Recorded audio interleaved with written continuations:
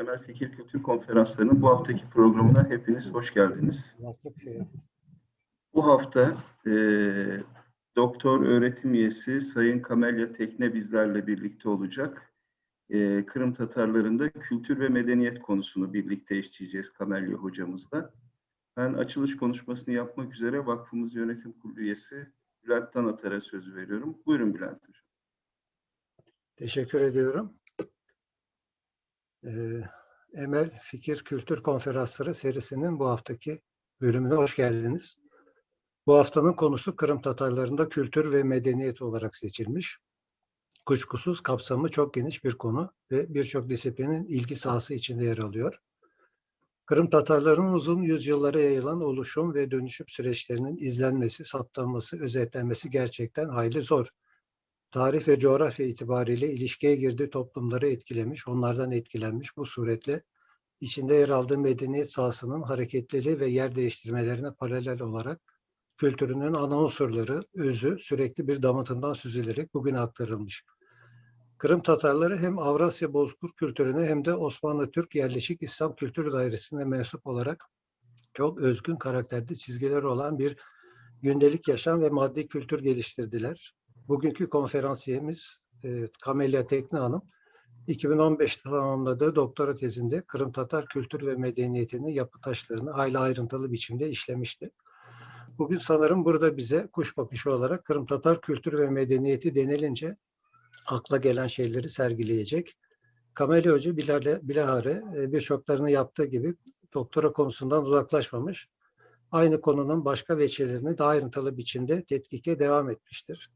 Çalışmaları arasında Alem-i Nisvan, Oku İşleri, İleri Edebiyat ve Kultura dergileri örnekleri üzerinden aydınlanma ve Kırım Muhtar Sosyalist Cumhuriyeti döneminde matbuat, Ali Maydamak, Şefika Gaspralı, Osman Nuri Akçokçaklı, Abibullah Odabaş, Hüseyin Badaninski, Veli İbrahim ve benzeri ileri gelen zatların yaşam ve faaliyetlerine dair makaleleri sayabiliriz. Keyifli ve bilgilendirici bir konuşma dinleyeceğimiz kanaatiyle burada sözü Namık Bey'e bırakıyorum.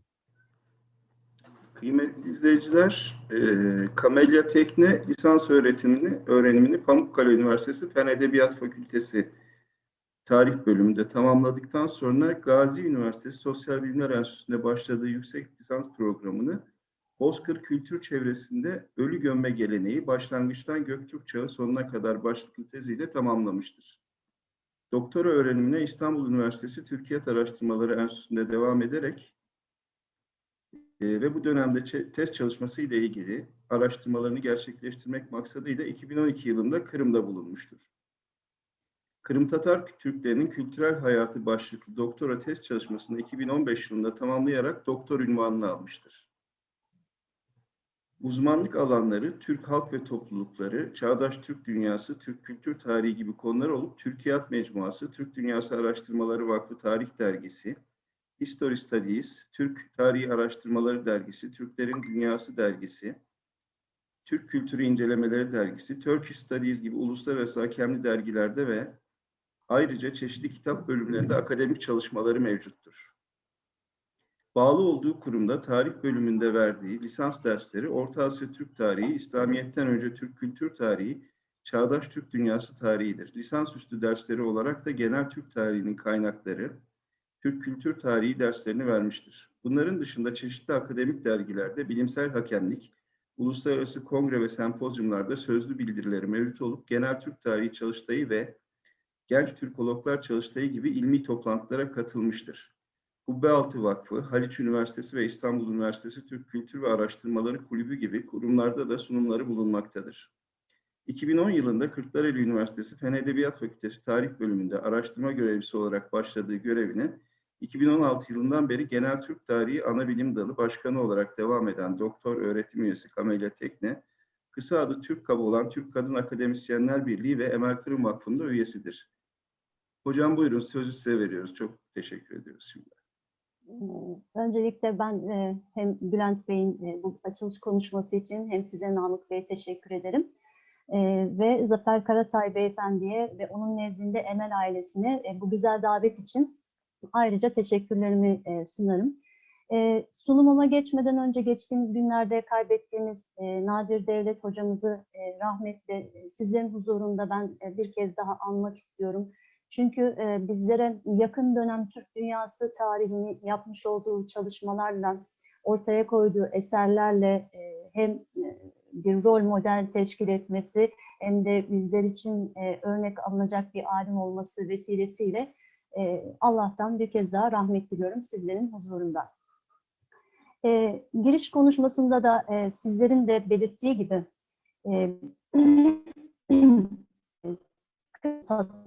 sürmeye ettiği zaman elbette çok geniş kapsamlı unsurlar içeren bir an aklınıza geliyor. Bunun içerisinde ilmi faaliyetler, matbuat faaliyetleri, sanat, edebiyat, aslına bakarsanız siyasi tarih de son derece önem taşıyor. Çünkü kültürel hayatın canlılığını sürdürebilmesi, koruyabilmesi için rutin akışı içerisinde olması gereken şekilde değişim ve dönüşümleri yaşayabilmesi için tabii siyaseten de özgür bir ortamın, özgür bir siyasi çatı altında bulunması gerekiyor. Bu nedenle öncelikle siyasi tarih noktasında kısa özetleyerek geçirdiği merhaleleri Kırım Yarımadası'nın gerek Kırım Tatarlarının özetlemek istiyorum. Şimdi Kırım Yarımadası'ndaki ilk Türkleşme faaliyetlerinden kısaca söz edeceğim. Her ne kadar antik çağlardan itibaren Kırım'ın sahil şeridi olan yıl boyunda canlı bir ticaret ve şehirleşme olgusu söz konusu olsa da çeşitli etnik ve medeni süreçlerden geçen bir yapı Yarımadası. Ve Yarımada'nın aslında bilinen en eski takipleri, arkeolojilerin ışığı doğrultusunda İsk toplulukları ve ardından doğrudan doğruya bölgedeki Türk varlığının başlangıcı Hunlar dönemine kadar uzanmakta. Ve devamında Karadeniz bozkırlarında görülen alanlar, pazarlar ve peçeneklerin buradaki Türk varlığının oluşumunda önemli katkılarının yanı sıra 10. yüzyıldan itibaren özellikle Kıpçak boylarının ve Kıpçak unsurunun varlığı Kırım'ın etnik ve kültürel anlamda şekillenmesinde çok domine bir rol oynamıştır. Ve 13. yüzyıla geldiğimizde Altınordu Devleti'ne bağlı ayrıcalık bir konuma sahip olan Kırım Devleti dağılışının ardından bildiği gibi Hacıgir'in idaresinde işte 1440-1442 yılların tarihlerinden önemli yıllarda müstakil bir hanlık kazanmıştır. Giray Hanlığı'nın Kırım'da hakimiyetini tam manasıyla pekiştirmek ve bölgedeki Ceneviz kolonilerini itaat altına almak amacıyla öncelikle Osmanlı Devleti ile birlikte girişmiş olduğu bir işbirliği 1475'te Osmanlı tabiyetine girmesiyle sonuçlanmış ve böylece Osmanlı Türklüğüyle ortak bir tarihi süreçte başlamıştır. Osmanlı Devleti Kırım Hanlığı arasındaki o imtiyaz ilişkileri konusunda farklı durumlar konusu olsa da Kırım Hanlığı'nın 18. yüzyılın ilk yarısına kadar kendi çağlarını taşıyan siteler baskılabilmeleri, anlık dışındaki merkezle diplomatik münasebetlerde bulunabilmeleri ve Osmanlı padişahlarının fermanlarından geçen anlara istinaden geçen sayılı hitap şekilleri, kullanılan özenli tabirler diyelim, aslında tabi statüdeki bir devletten çok ortak soy ve din bağı olan bir müttefik gibi hareket eden bir yapıyı aslında bize çağrıştırmakta. Bunda da imtiyazlı, ayrıcalıklı bir pozisyonu bulunduğunu söyleyebiliriz. Kırım Hanlığı'nın bir başka cephesi tarihi seyir içerisinde 1718-1774 Osmanlı Savaşı neticesinde imzalanan Küçük Fenerci Anlaşması'yla tabii ki bağımsız bir statü kazanması. Fakat bu 1783'teki Rusya İmparatorluğu'nun ilhana hatta işgaline giden sürecin aslında yolunu açacak bir siyasi olay oluyor. 1792'de imzalanan Yaş Antlaşması da aslında hadiseyi tasdik eden karakter taşımaktadır. Böylece Altınorda Devleti'nin çözülüşünden sonra yaşayan, devam eden hanlık içerisinde en uzun ömürlüsü olan Kırım Hanlığı'nın dediğini örnektir. Bir başka eşik Kırım siyasi tarihinde 1917 Bolşevik ihtilali. Bu devre daha ilerleyen sunumumun ilerleyen kafalarında bu devre hep referans vereceğim, daha içini açacağız. Önemli bir süreç. Çünkü Kırım Türkleri bu dönemde 1917-18 sürecindeki süreçte Numan Çelebi Cihan'ın liderliğinde Hanlık döneminden sonra ikinci kez bağımsız bir siyasi irade sahip olduğu Kırım Ahali Cumhuriyeti'ni kurmak suretiyle kurultay devri olarak da anılan önemli bir dönem. Tabii ki bu devrenin de altını hazırlayan bir takım olaylar var.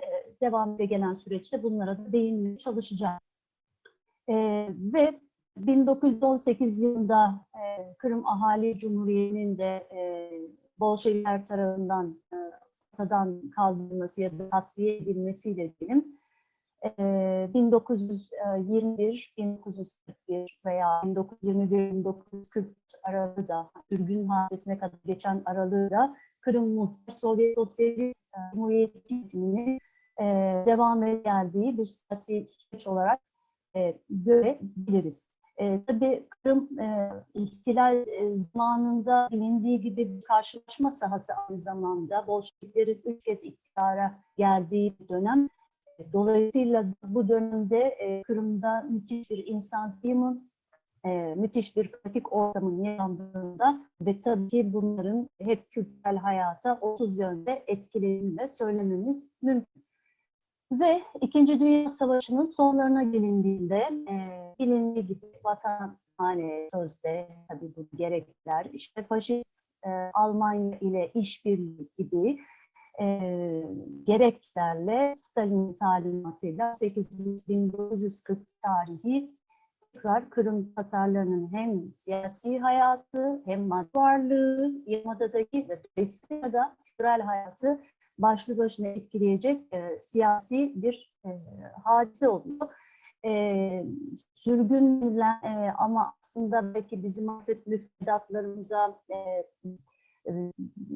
bir işte jenosit, holokost kavramları yerleştirerek aslında belirlemek adına biliyorsunuz günümüzün dünyasında bu çok önemli. Yerleştirmemiz gereken kavramlarla aslında açıklayabileceği bir sürü hadise yaşanıyor. Ve ağırlıklı olarak Özbekistan olmak üzere Kazakistan, Başkırgızistan, Yakutistan, Rusya'nın Gorky, Molotov, Sverol, Anov, Roma Birlikleri ve Mali Cumhuriyeti. Yani belirlenen Rumlu İslam bölgelerine ve bir çeşit gözaltı siyaseti uygulanmak suretiyle bu özel iskan bölgelerinde Kırım Tatarlarının bu uzun yolculuk sürecinden sağ salim çıkabilenlerin yerleştiği ne yazık ki olumsuz bir süreç yaşanıyor.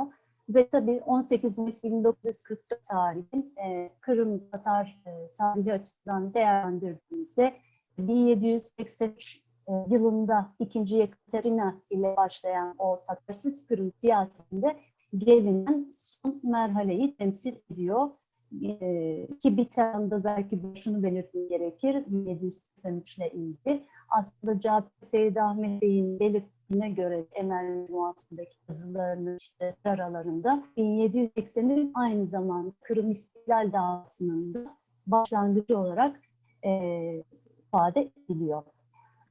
Hocam çok özür diliyorum. Seste bir sıkıntı var. Tekrar bir kulaklıkla denemek imkanı var mı? Elbette takıp çıkarayım mı? Böyle mi yapayım?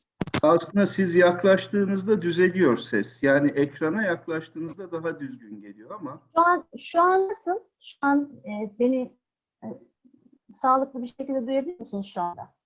Şu an daha iyi. Evet, Yaklaş... şu an daha iyi. Evet, yaklaşınca siz Tamam, daha iyi geliyor. Hı hı. tamam. Tamam. Yaklaştırdım. Siz yine beni uyarabilirsiniz kesinti Tamam. oluyorsa eğer Tamam. aksaklık var. Tamam hocam. Hı hı.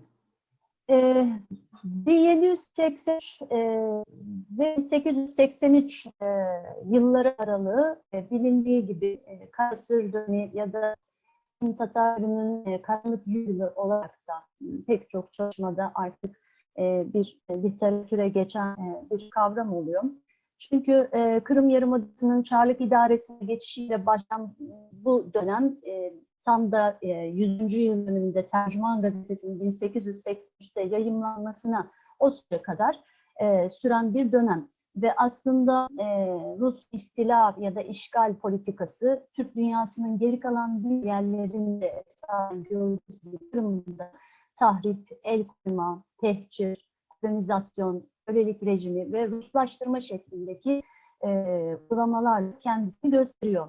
İşte bilinen 784'te Temkin'in dağlık ve çöl mıntıkalarındaki tüm yerli Tatarların Yarımada'dan uzaklaştırılması yönündeki emriyle hem Osmanlı Türkiye'sine hem de Osmanlı Devleti'nin Balkan vilayetlerine insanların yoğunluklu olarak kitlesel bir şekilde göç ettiklerini ve aslında günümüz diasporasının da günümüzdekine yakın şekliyle Kırım Tatar diasporasının da şekillendiği bir sürece işaret ediyor. Ve bu boşluk, yani Kırım Yarımadası'nda ortaya çıkan gitgide Tatar nüfusunun azaldığı, bu göç olgusunun yaşandığı dönemde de Tatarlardan boşalan topraklara yine tıpkı Türk dünyasının geri kalan bölgelerinde de yapıldığı gibi işte topraklara el konulmak, müsaade edilmek suretiyle askerlere, işte Zadegan sınıfına, Ortodoks Lisesi mensuplarına, yüksek memura verilerek demografik yapıda Ruslar lehine bir değişim süreci yaşanıyor ve kültürel anlamda baktığımızda da bu dönemde Kırım Tatarca bilinen tek bir yayının söz konusu olduğunu görmekteyiz.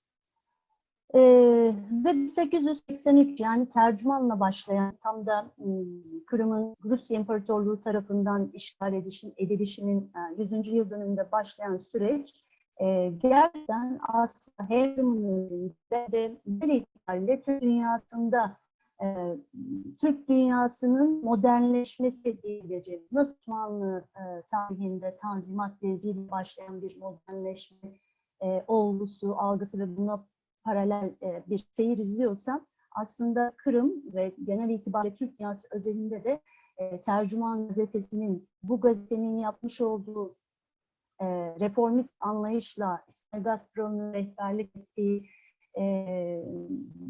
bir yeniliklerin hayata geçirilmesi ve dahası fikirlerin yayıcılığını Türk dünyası çapında yaparak etkili olmaya başlaması son derece önemli bir nokta. Tercüman Gazetesi'nin özellikle ilk safhatındaki devirlerinde bildiğiniz gibi eğitim konusu üzerinde çok fazlasıyla duruluyor. Usul-ü cedidçilik anlayışı üzerine kurulu bir usul-ü cedid okul tarzının modern pedagoji temellerine göre uygulamaların, müfredatların hazırlanması, hatta usul-ü cedid okullarında öğretmenlik yapacak eğitmenlerin buna ve modern pedagoji temellerine göre yetiştirilmesi ve belki de en önemlisi kızlar için de bu modern anlamda okulların açılarak eğitim hakkının verilmesi tabii ki toplum aslında 20. yüzyıla ve devamındaki saatte genel itibariyle Kırım Tatar toplumu düşünüldüğünde hazırlamış oluyor. Yani Tercüman Gazetesi dönemi aslında Kırım Tatarlarının bir yetişmiş kadroların oluşması açısından bir mayalanma süreci olarak kesinlikle görebiliriz. Yeni usule göre yetişenlerin zaman içerisinde özellikle İstanbul Darülfünun'da eğitim, öğretim, yüksek öğretim görmek için imkan bulabilenlerin İstanbul'a gelmeleri, buradaki atmosferi de koklayabilmeleri ve ülkelerine, yani Kırım'a avdet ettiklerinde, tekrar döndüklerinde eğitim, öğretim hayatının içerisinde yer almalarıyla elbette Kırım Tatarlarının da sesinin, okur yazarlığın şeyden önce, çocukların ve yetişkinlik saatleri döndüğünde kadının Kırım Tatar toplumundaki varlığının, sosyal hayata katılımının daha doğrusu hepsinin bir temeli, altyapısı bu dönemde oluşuyor diyebiliriz.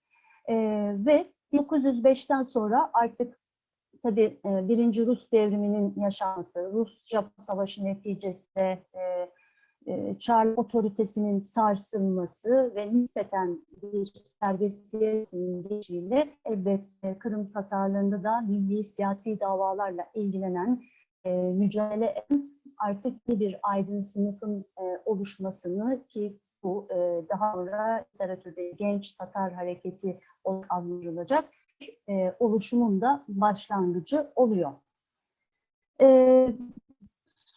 Dediğiniz gibi 1917-18 arasında çok kısa süreli Birinci Kırım Kurultayı'nın gerçekleşmesi ve Kırım Ahali Cumhuriyeti'nin kuruluşu söz konusu. Tabii ihtilal yılı Bolşeviklerin ilk etapta liberal söylemlerle yola çıktıkları gibi konular söz konusu ve Türk dünyasının her yerinde aslında bu anda bağımsız ya da yarı özerklik gibi bir yapılmayan düşüncelerin da olduğu bir dönem, ama milli kadroları öncesinde hazırlanmış olan için bu geçerli. Kırım Tatarları da bunlardan biri. 23 Aralık 1917'de ilan edilen Kırım Ahali Cumhuriyeti bir siyasi gibi gözükse de aslında dünyasının demokratik cumhuriyeti olması noktasında bir kere demokrasi kültürünün örneğini biliyor. Bu Tatarların nezdinde gerçekleşiyor. Bunların da siyasi hayata katılımını, seçilme hakkına sahip olduklarını ve bu siyasi oluşum esnasında çok aktif bir şekilde mitingler düzenlenmesi suretiyle, kadın komitelerinin oluşturulması suretiyle katılımını görüyoruz. Bunlar o çağ için, Türk dünyası için önemli bir örnek teşkil ediyor. Diğer taraftan Ahali Cumhuriyeti'nin anısı sadece Yarımada'da yaşayan Kırım Tatarlarını kapsayıcı bir mahiyet teşkil etmiyor. Yarının gayrimüslim unsurlarının da gerek siyasi gerek ülki haklarını garanti altına alan böyle derece medeni karakterde bir anayasa. Bu anlamda siyaseten de demokrasi kültürünü Türk dünyasında ilk örnekten biri. İkinci örneği 1918-1920 Davat İbresi ve Mehmet Emin Suzade ile ikinci örneğini de Türk dünyası görecek. Biraz önce geçen siyasi hayatta sürgün dönemi 1944-87 aralığında süreç. 87 tarihini verdim burada. Aslında mücadelesi 50 yıllardan başlıyor elbette. Ama daha münferit, daha kitlesel şekilde olmayan bir mücadele bu. Yoğunlukla 80 sonunda ana vatanı avdet etme ve yerleşme faaliyeti var. Yani siyasi olayların gelişiminden de bildiğiniz gibi, öngörebileceğiniz gibi Yarımada'da tek bir ülkün Kırım Tatarının kalmadığı bu süreçte elbette kültürel hayatta bir hareketlilik söz konusu değil. Çünkü Kırım Tatarları bu süre zarfında 50'lerin ortalarına kadar adeta sayıldığı bir süreç ki Kırım'ın idari taksimatı bile artık burada bir Kırım Tatar varlığı olmadığına göre bu bir milli cumhuriyet temasının olmasının bir anlamı yok deyip Kırım Oblastı haline dönüştürülen bir durum söz konusu, bir mazi söz konusu bu dönemde. Dolayısıyla kültürel hayatın son derece olumsuz, kıpır olmamış süreç. Ve ana vatana dönüş süreci 1980'den sonra. Tabii Sovyetler Birliği döneminin Türk dünyası dayattığı gerek dini gerekse milli örf, adetin, pratiklerin uygulanamadığı, ibadetlerin gizlilik içerisinde yürütülebildiği ve ancak aile içerisindeki Allah'tan o aile yapısının muhafaza edilmesi suretiyle kart babanın varlığı gerek bir parça ana dilin konusunda gerek milli adetin, İslam korunmasında son derece önemli. Ve 30'lular yani Sovyet döneminin bu en keskin hatlarla uygulamalarını hayata geçirdiği dönemler 1938 yine bütün genel itibariyle aşağı yukarı Türk dünyasında gördüğümüz Kiril harflerinin alfabesinin daha doğrusu Kırım Tatarı için de zorunlu hale getirilmesi ana dile vuran büyük bir darbe. 1954'te ana vatana aslında dönüş sürecinin ilk kıvılcımları biri gibi başlıyor. Ama tabii ki 30 örneklerle dolu bir süreç. Gün döneminde gözaltı sistemiyle bir yaşam söz konusu. Fakat 54'ten itibaren gerek Samizdat yayınları vasıtasıyla, gerek dilekçe kampanyaları ve devam eden süreçte yapılan protestolar izin verilmemeye rağmen yerleşimcilerin yine de münferit bir şekilde ana vatana dönüş mücadelesiyle başlayan süreç elbette sektörlerin sonlarından itibaren tüm imkansızlıklara, zor şartlara rağmen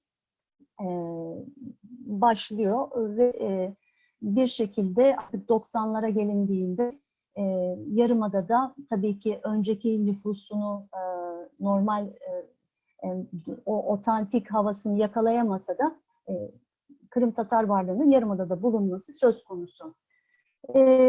Yine artık günümüz süreci siyasi konulardan 2014 yılı tabii Kırım Tatarları için yine bir hem siyasi hayata hem de işte o özgür siyasi hayat çatısında yaşamamanın verdiği bir etkiyle önemli bir yine eşik 21 Mart 2014 tarihinde bilindiği gibi sözde bir referandum icra edilerek Yarımada'nın bağlanması söz konusu. Ve Kırım Türklerinin de bu statüye karşı tepkilerini göstermek adına bu referandum katılmadıklarını görüyoruz ve böylece gerek Kırım Yarımadası gerekse Kırım Tatarları açısından bir ilgili sürece geçildiğini söyleyebiliriz. Şimdi bu önemli tarihi merkezlerin içerisinde geleneksel dayanan geleneksel 20. yüzyılda özellikle otantik değerlerin korunduğu yerlerde genel bakım toplumun bir sosyolojik yapısına bakışla başlamak istiyorum. Aslında Kırım Tatarları ifadesinin daha yakın dönemin bir terminolojisi olduğu söyleniyor. Aslında bu coğrafya insanın kendi tarif ettiği şey Kırımlı. Çünkü Yarımada'nın otonom yerli halkı tabii Kırım Yarımadası kendi içinde tıpkı bizdeki bölgeler gibi bir şekilde yöre var. Boyu, o güneydi sahilşi, Borçak dediğimiz dağlılar, orta bölgeleri, Kırım coğrafyasının, Bahçesi, Akçık, Karapazar gibi şeylerin tehdit ettiği ve işte çöl bölgesi yani Kırım Yarımadası'nın bölgesi diyoruz. Şimdi bu üç yöre insanı hem ana dilin şive hususiyetleri bakımından farkları olduğunu hem de günümüz antropolojik açıdan farkları olduğunu biz biliyoruz.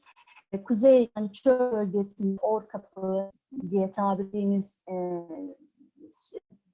alanda yaşayanların mesela daha çekik gözlü, daha çekik elmacık kenli ve Kırım Tatarcayı daha böyle sert bir üslupla dillendirdikleri bir şive burada söz konusu. Orta Yolak şivesi Dar'ın kuştuğu Yalıboy şivesi artık iyice Türkiye Türkçesine yakın, anlaşmanın daha kolay olduğu bir bölge hava temsil ediyor. Tabii bunun da geçmiş çok önemli bir bağlantısı var. İşte 1475'te Osmanlı Devleti ile başlayan ortak bir sürecinde de işte bir Kefe Sancağı'nın da tahsis edilmesi, buraya Osmanlı topraklarından etrafıyla gönderilen memurlar burada da Anadolu Türklüğü'nün bir parça oluşturuyor. İkisinde bir etkileşim oluyor. Bu dil meselesi biraz buradan kaynaklanıyor. Çöl bölgesinde yani Kırım kuzeyde yaşayanların dağlıların tatlar ifadesini kullandıklarını da biliyoruz. Ve tabii ki üç yöresinde iktisadi, yani içinde bulundukları iklim ve tabiat şartları iktisadi faaliyetleri bakımından da elbette üretim araçları bakımından da farklı olduğunu biliyoruz. Kuzeydekiler daha ziyade hayvancılık geçinirler. Bu ve dağ bölgesinde yaşayan Kırımlarının başlıca geleneksel manadaki üretim faaliyetinin ziraat olduğunu, dolayısıyla elde edilen bu ürünlerin de satılması dolayısıyla burada bir cari ekonomik, iktisadi faaliyetler anlamda ticaretle de uğraşıldığını söyleyebiliriz. Tabii bütün bu söylediğimiz durum aslında bu iktisadi faaliyetler da bu bölge arasındaki bu kesim ayrım o sayın akışı içerisindeki ya doğrudan şunu diyoruz 1944 sürgününden evvelki dönem bu otantik hayatın ve varlığın söz konusu olduğunu burada zikretmemiz lazım. Çünkü ana vatana adet sürecinden sonra tabii ki 1944'te süren Kırım Tatarları Türklerin bir köyüne, kasırına mensubu oldukları yörelere gidip yerleşme imkanı elde bulamadılar. Bu teçhizat yeterince zor şartlar altında gerçekleşti. Dolayısıyla günümüzde daha güncel baktığımızda bu yapının açıkçası bozulduğunu söyleyebiliriz.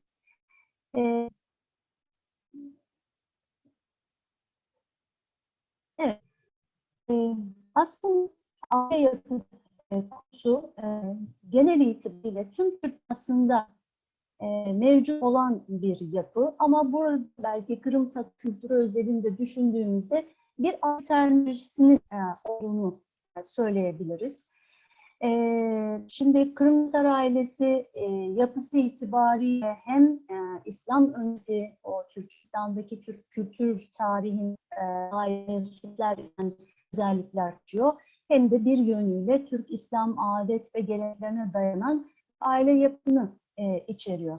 Tabii ki bu aile yapısı anında yani kadın çocuk babaya tabi söz konusu. Babanın vefat etmesi veya yokluğu durumunda genellikle otorite sahibinin büyük oğlu olduğu olması durumu söz konusu.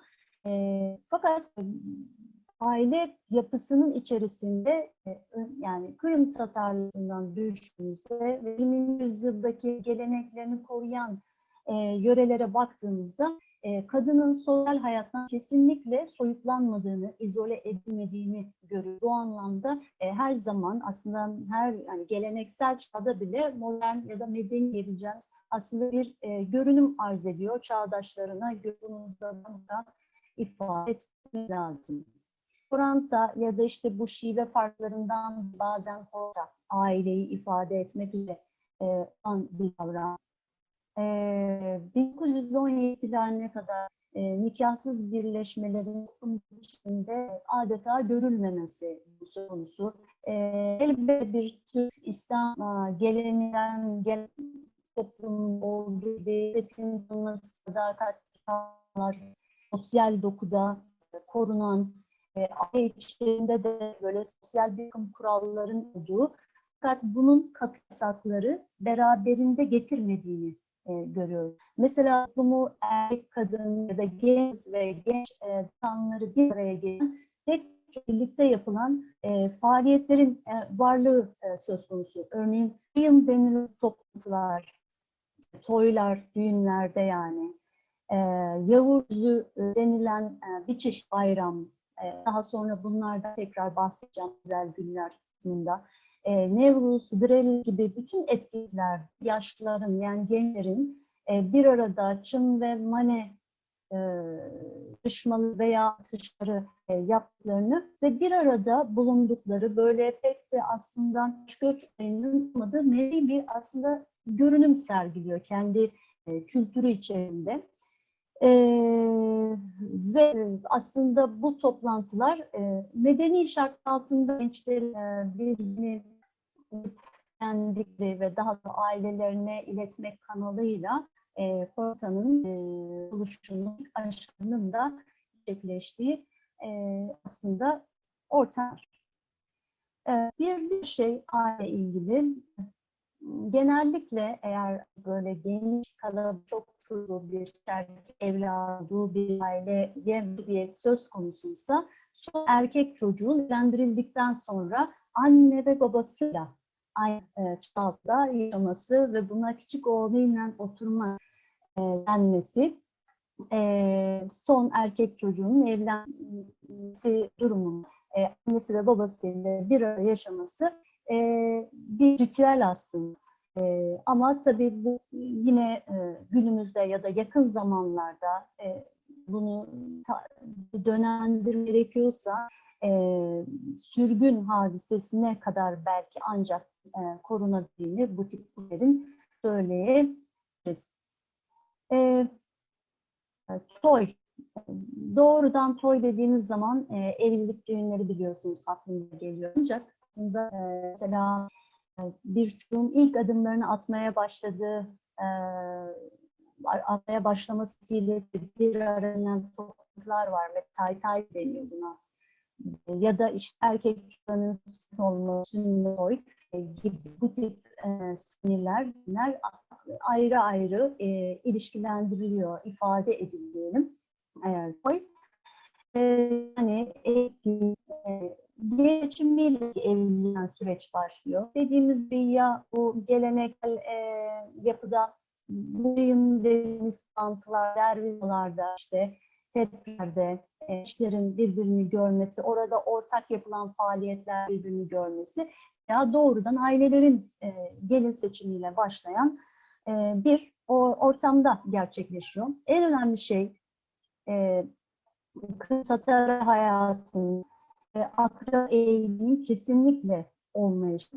Hatta az önce Kırım'ın işte Kuzey, Orta ve diye bahsettiğim ülkeleri arasında bile bazı yerlerde köyden de gelin alınmıyor. Aynı koşuluk edilen böyle yakın temas halinde olunan muhitten mesela gelin seçiminin yapılmaması durumu da söz konusu ama bu her yer için geçerli değil. Ama genel olarak baktığımızda kesinlikle işi sağlıklı bir nesle sahip olma elbette beraberinde getiriyor. Gelin seçiminden sonra geleneksel hayatta görücüler vasıtasıyla gerçekleşen ya da girilen evlilik hayatında kuda ve kuda kanlarıyla karşılaşıyoruz. Erkek dünür için kuda, kadın dünür için kudagı ifadelerinin kullanıldığını, söz kesmek üzere eğer olumlu sonuçlanırsa yavçı kavramının kullanıldığını, söz kesmek üzere kız istemeye giden anlamında bunların söylendiğini bir aile terminolojisi içerisinde yer aldığını söyleyebiliriz. Kız kaçırma olayı çok istisnai özellikler olarak görüyor. Genelde böyle bu tarz şeyler yani yaygın değil toplum. 20. yüzyılda geleneksel otantik kültürün korunduğu yerleri tabii ki koruyorum. Ve düğün olayı gelin tabir edilen işte damat tarafında ayrı ayrı aslında merasimin gelinmesi konusu. Gelin tarafında yapılan toya Kiev'in annesi ve babası, Kiev tarafında yapılan toya gelinin annesi ve babasının katılmaması söz konusu. Ama tabii yakın dönemin işte salon düğünlerin söz konusu olduğunda bu artık geçerli bir kural olmaktan çıkmıştır. Ama eski otantik değerlerin, özgün şeylerin, değerlerin ya da geleneklerin korunduğu yerlerde bu şekilde gerçekleştirilir. Tabii mutlaka yemeklidir. İktisadi boyutlu nedenle vardır. Genelde işte toy esnasında yine genç kız ve erkekleri iki gruba alarak çınlaşması sözdür. Bu arada çınlar çöl bölgesindeki söylere verilen isim, maneler ise halk edebiyatında gördüğümüz, sürekli çünkü ismini geçiriyorum. Onlar ise dağlar ve o boyu isimler özgü anlamda iki ayrı kavramla ifade ediliyor. Ve çeyiz konusu sürgüne kadar devam ettiğini, geldiğini düşündüğümüz nikahtan önce bir hediyeleşme adeti, yani hani Anadolu coğrafyasında gördüğümüz şekilde var ve burada nikahtan ağırlık 9 adeden hediyeleşme adeti konusu. Gelinin verdiği hediyeler 9 parçadan olduğu için 9'luk tabiri kullanılıyor. Ağırlık ise Kiev tarafından yine görülen hediyeleri ifade ediyor. Bu da kendi içinde nah ve niki olmak üzere iki kısım oluşuyor. Daha ziyade tabii tekstil üzerine geline gönderilen hediyeler, malzemelerden oluşuyor. Genellikle toy mevsimi 2 veya 3 gün yılanların buna okumalarım esnasında rastlamıştım. Birinci gün düğünün gelin evinde, ikinci gün ise Kiev'de gerçekleşir. Düğünden bir gün öncesi kız tarafında kına gecesi diyor. Kiev kına geldiğinin gecesi Kiev için tıraş merasimi veya göre yine farklı adlandırmaları var bunun. Konuşma gecesi ya da Kiev konuşması denilen tıraş merasimi gerçekleştiriliyor. Geleneksel daha kırsal kesimde yapılan düğünlerde müziğin de bir var. Bu anda sim havası ardından aslında peyap ezgisi ve ardından misafir için otelde havasının çalınması bir adet içerisinde olan müzikal anlamda bir öge. Toyun açılması bu da bir aslında geçmişten aslında bugüne kadar da korunan diyebileceğimiz bir davetler aslında bir büyü ya bir konuşma yapmak suretiyle ya da dualar gerçekleştirdiği toyun açılması üzerine bir konuşma yapılıyor. Bu gerçekleştirildikten sonra aslında yemek sefahatine geçiliyor. Düğün yemeği ve ikramların yapılması durumu söz konusu. Ve tabii ki Kırım Tatar kültürü dediğimizde onların bulundukları, gittikleri, her yere götürdükleri Tatar müziği eğiliminde oynaması. Tabii başka oyunları var. Bunlardan da az sonra bahsedeceğim. Bunlar gerçekleştiriliyor. Kiev tarafında yapı toya, ülke toy. Gelinin Kiev tarafının 3. gördüğü o güne düşmek denildiğini biliyoruz. Ve toydan bir hafta sonradan gelinin damadının gelin ailenin evinin ziyarete gitmesi çakır toy yapılıyor. Bu da bizde bu kavram da kullanılmak suretiyle aslında kullanılan bir tabii özel günler bir kültürün gerek dini mahiyette gerek milli mahiyette kutlama çeşitli pratiklerin olduğu yer var. İslam Kültür ve Medeniyet Dersi'nin bir parçası olan Kırım Tatarları da halen İslam dininin gereklerini yerine getirmekteler. Ramazan bayramı, Kurban bayramı, işte Ramazan ya da oruç oraza kavramıyla Kırım Tatar lehçesinde karşılandığı için oraza bayramı da buna deniliyor. Ve aşırı yani aşurayın bunun dikkat edilen şey Tabii şöyle bir fark söz konusu, fark değil de ritüel söz konusu. Kırım'da işte Ramazan ve Kurban Bayramı bir taraftan İslam dininin gerekleri yerine getirilerek yapılırken bir taraftan da mesela Ramazan ayının 15. gecesine kadar teravih namazını takiben gençlerin ve çocukların ev dolaşıp Ramazan'ın geldiğinden şerzan ilahi söyleyerek gezdiklerini biliyoruz. Ve bu kapı kapı gezmeleri esnasında da ilahi söyleyen gençlere para, yumurta, teşhir gibi hediyelerin verildiği söylememiz mümkün. Artık Ramazan'ın sonlanmasına yaklaştığı sürede bu iftardan sonra 10-15'er kişilik böyle gruplar halinde gençlerin ev dolaşarak bu mübarek ayın uyanını ifade eden Elda adlı ilahi söyledikleri görülmekte. Ve bunun dışında bayram günlerinde sabahın daha doğrusu İslam ve dualar bilmesi, bunlar genel itibariyle Türk İslam niyetinin zaten var olan şeyler. Ve tabii ki Tatar'dan geleneksel yemeklerin yapılması, işte anlamlı börek, kaçarım, akraba komşulara dağıtılmak suretiyle ikram değişiminin yapılması söz konusu ki bu da koku çıkartmak denir. Mevsel ve günler söz konusu burada.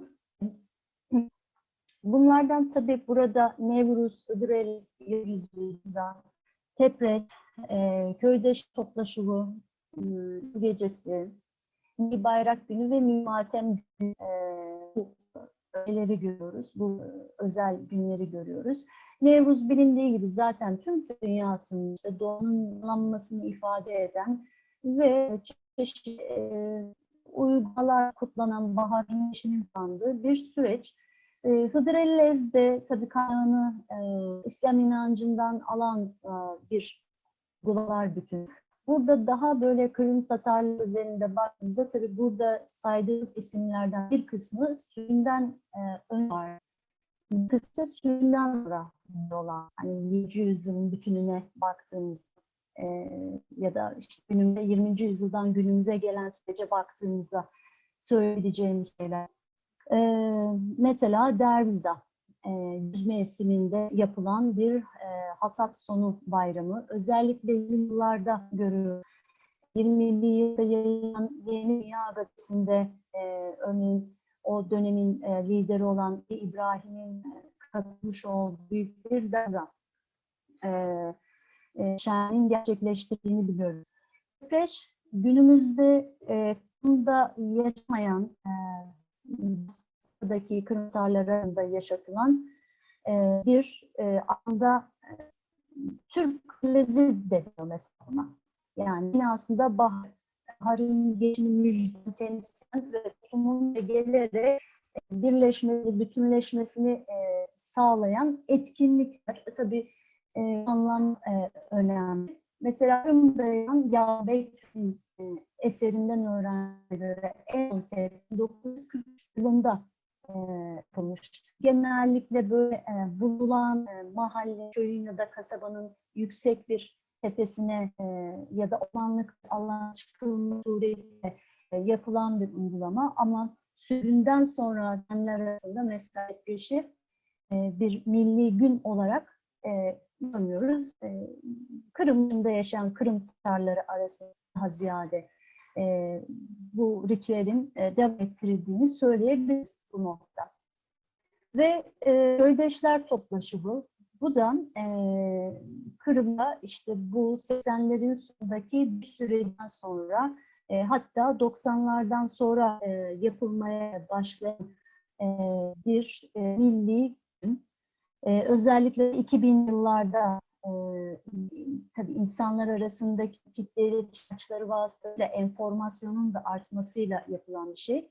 Az önce de konuşmamız içerisinde bahsettiğim gibi bir günden sonra bir geri dönen Kırım Tatarları eskiden yaşamış olduğu ya da işte babalarının, atalarının mensubu olduğu köy ve kasabalara yerleşme imkanı bulamadı. Her İranları dahilinde satıldığı yerde ilk etapta şehirlerin mahallede yaşam durumunda zor taraf kalanlar kısacası tanık halde Yarımada'nın değişik muhtelif kısımlarına dağıldılar. İşte milli ruhu yutmak olan bir şey. Tabii benim Kırım'da bulunduğum dönem, şimdi Köydeşler Topluluğu'nun zamanı, günü genellikle yaz aylarında yapılıyor, o net. Ama yerinin ve zamanın hangi köyün işte köyde toplanacağı gibi etkinliklerin duyurulması genellikle işte 2012 yılı itibariyle var olan ATR televizyon kanalından işte ya da radyo meydandan ya da işte o dönem çok okunan Kırım gazetesinden bir takımların mesela Suriye ilan ediliyor, topluma ilan ediliyor ve şahit olanlar aslında geniş katılımlı surette bu etkinliği yapılıyorlar. Bizim bu görseldeki fotoğrafta 2012 yılında Aysers'de yapılan köydeşler toplaşımının bir anı aslında. Ben de katılma fırsatı bulmuştum. İkisinin bulunduğum mekanda Mustafa Gülcemil Kırımoğlu'nun babasının kağıthanesiymiş. İşte orada bulunduk. Güzel bir gün ve toplantı geçirdik. Ve ana vatana döndükten sonra bir milli gün vasfıyla ortaya çıkan önemli bir günde yine süre sonrası yeni bir özel günde Milli Bayrak Günü 26 Haziran'da kutlanan. Aslında Milli Bayrak Günü'nün 26 Haziran olduğu tespit 2. Kırım Tatar Milli Kurultayı'nın 1992 meclis toplanmasında karara bağlandı. Hatta aynı toplantıda eklemenin son kısmının Milli Marş olarak kabul edilmesi de yine Kırım Tatar Milli Meclisi tarafından karara aynı tarihte bağlandı. Milli Bayrak Günü'nün böyle büyük çapta Kırım'ın çeşitli köşelerine dağılmış olarak yaşayan Tatarlar bir araya geldiği böyle coşkuyla kurulan bir etnik ayrılması 2000 yılı itibariyle 2010 yılından işte bu 2014'te vahim siyasi şekiller kadar bir süreçte Milli Bayrak Günü çok önemli bir etkinlik olarak kutlanmaktaydı. Ve Milli Matem Günü, evet, günün 18 tarihi sürgünü ve bu sürgündeki onlarca yani binlerce bunu anmak üzere Kırım Tatar toplumunun bir araya geldiği bir günü. Aslında tabii bunun da kaynağı daha bir yılda başlıyor. Özellikle Özbekistan'a sürgün edilenler arasında işte kabrisleri ziyaret et suretiyle yani 18 Mayıs tarihi böyle duaların edildiği ve sürgün yıllarının canlanan bir gün haline aslında tam da sürgün yıllarında dönüşüyor. Milli Matem Günü kesinlikle ana döndükleri özellikle 2000'li yıllardan bir anma programı çerçevesinde gerçekleştiriliyor. Hatta 2010 yılından itibaren Çatırdağ yürüyüşü de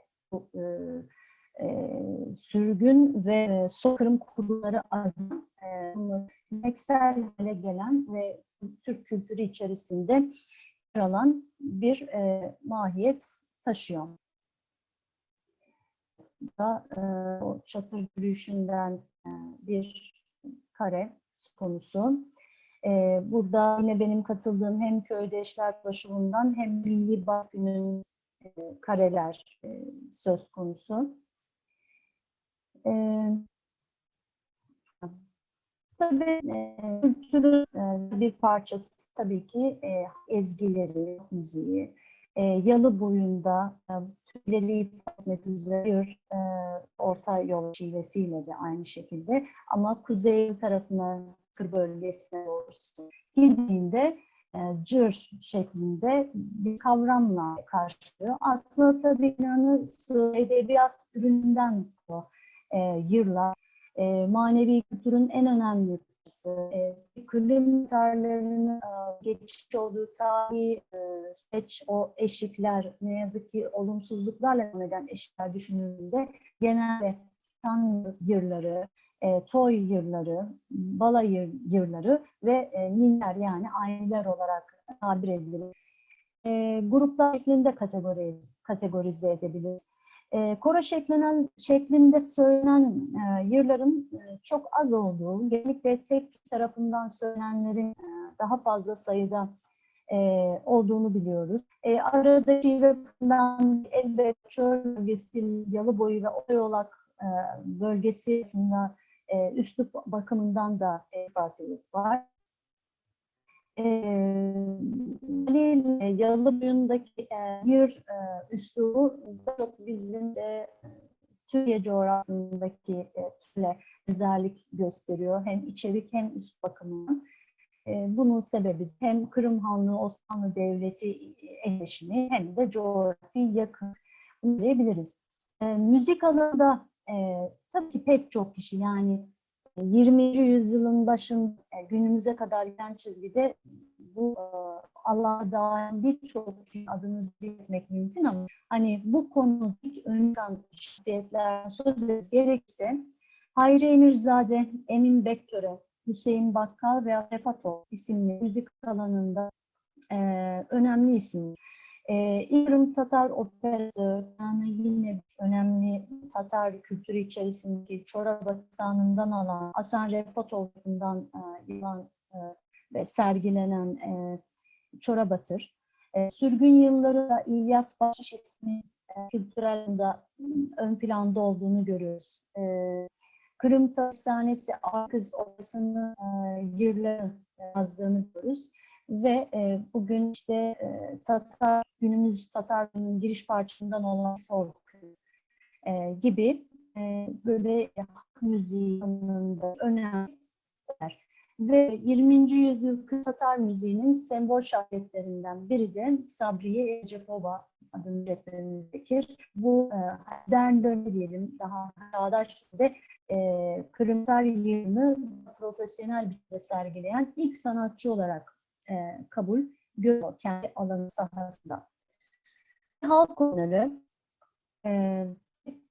yaşadığı bütün coğrafya, bütün Türk dünyasında halk oyunları ne kanı ne şeyini manasıyla çok böyle çizgilerle hikayesini tespit etmek oldukça zor.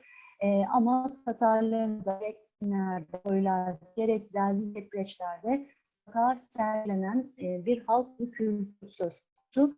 Ve bu halk oyunundaki de belli bir karakteri özellikleri var.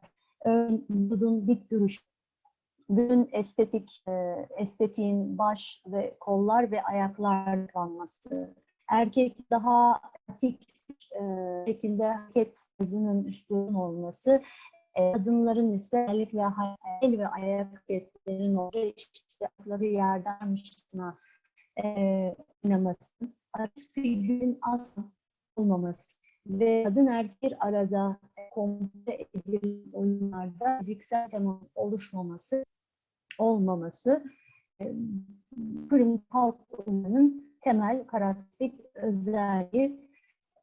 Pek halk oyunu çeşit var. Tabii günümüze gelen süreçte mutlaka kaybolanlar ve unutulanlar söz konusu. Ama en yaygın belki de temsil edilen ve en bilinen Kırım kültüründeki halk oyunu kaytarma.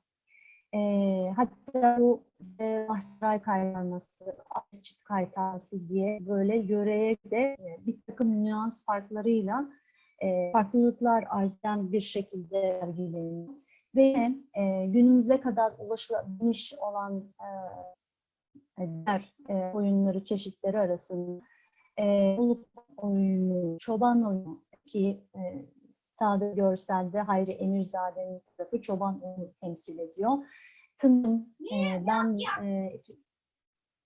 2012'de gitmiş olduğum bir düğünde izleme fırsatı bulmuştum. Bir dansçının gerçekten canlı sıcak zeraatte bir oyun.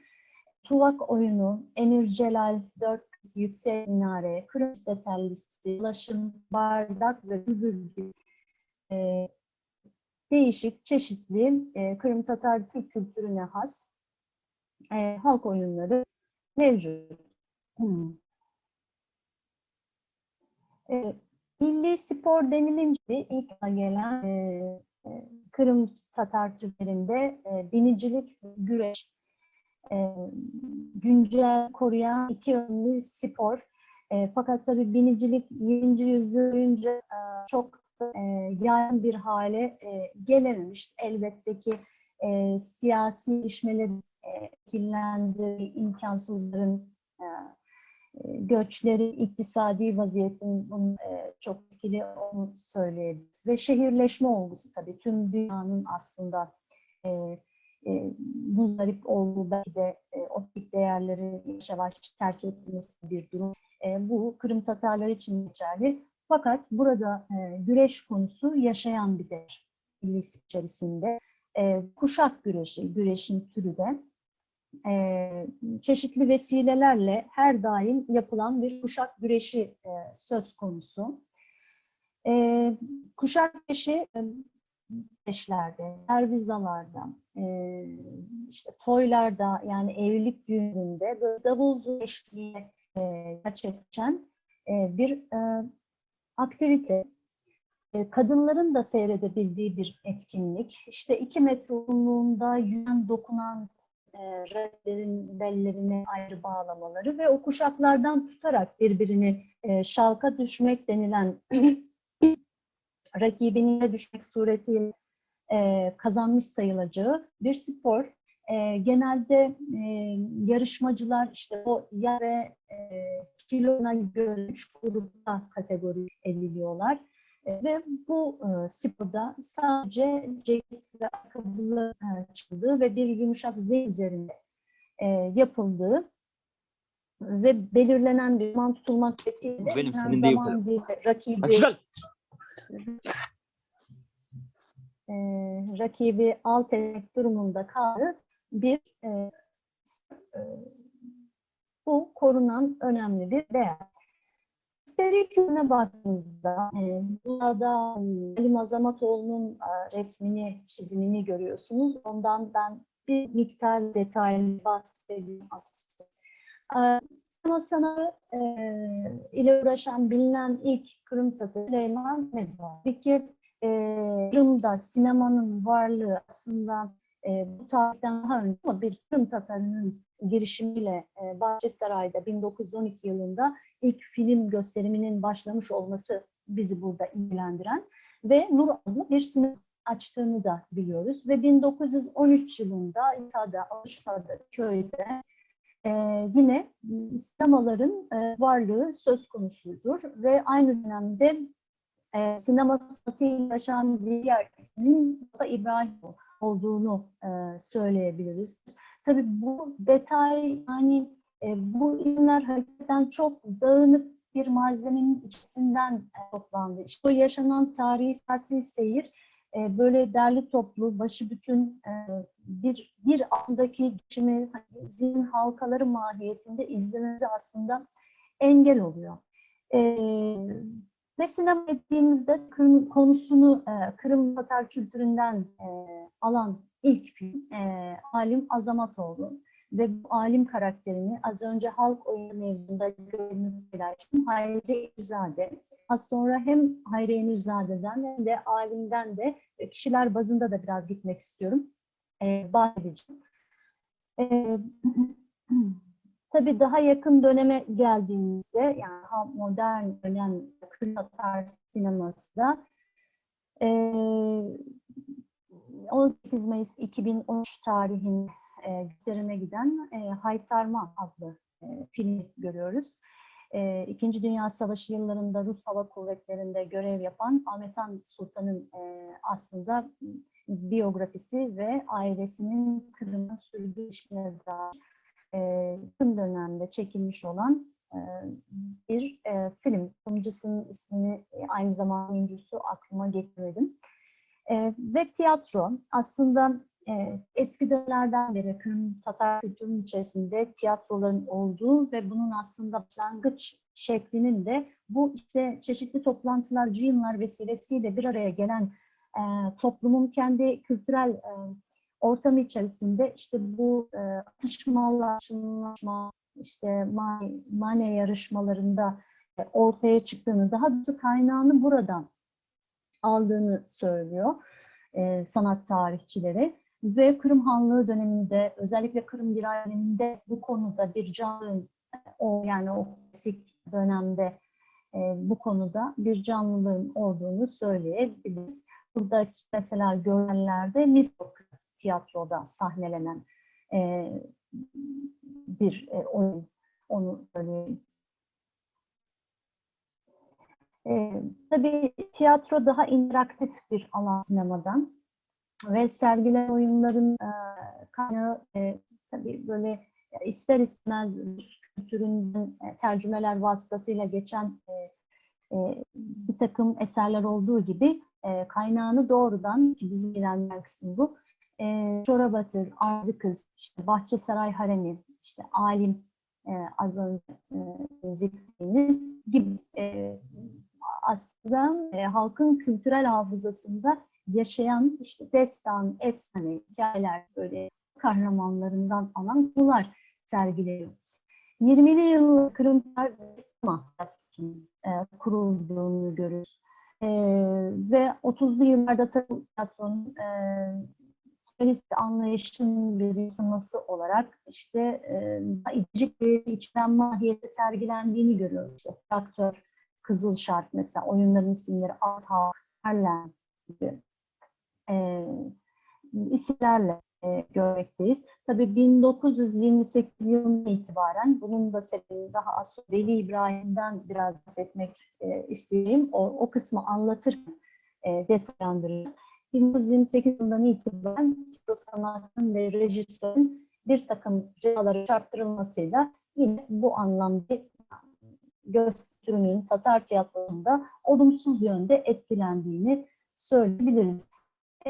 Bu Dünya Savaşı'nın yaklaşık 2,5 yıl Alman işgali altında kalınan süreçte Nisan düşük sertiyatı söz konusu Kırım'da. Bu dönemde bir takım milyonların sergilerini biliyoruz. Yine o işte Kırım Tatar soyunu buradan alalım, Arzı Kız efsanesinden alalım, Bahçesaray Haremi, Altın gibi yine kaynağını bir efsane oyunlarını görüyoruz.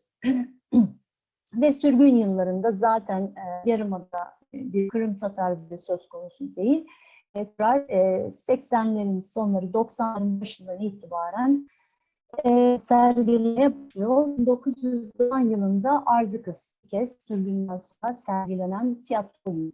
Ve önüne ilk oyun 2000 yıllarda, yani 2000 yılında doğrudan gerçekleşen etken olduğunu biliriz.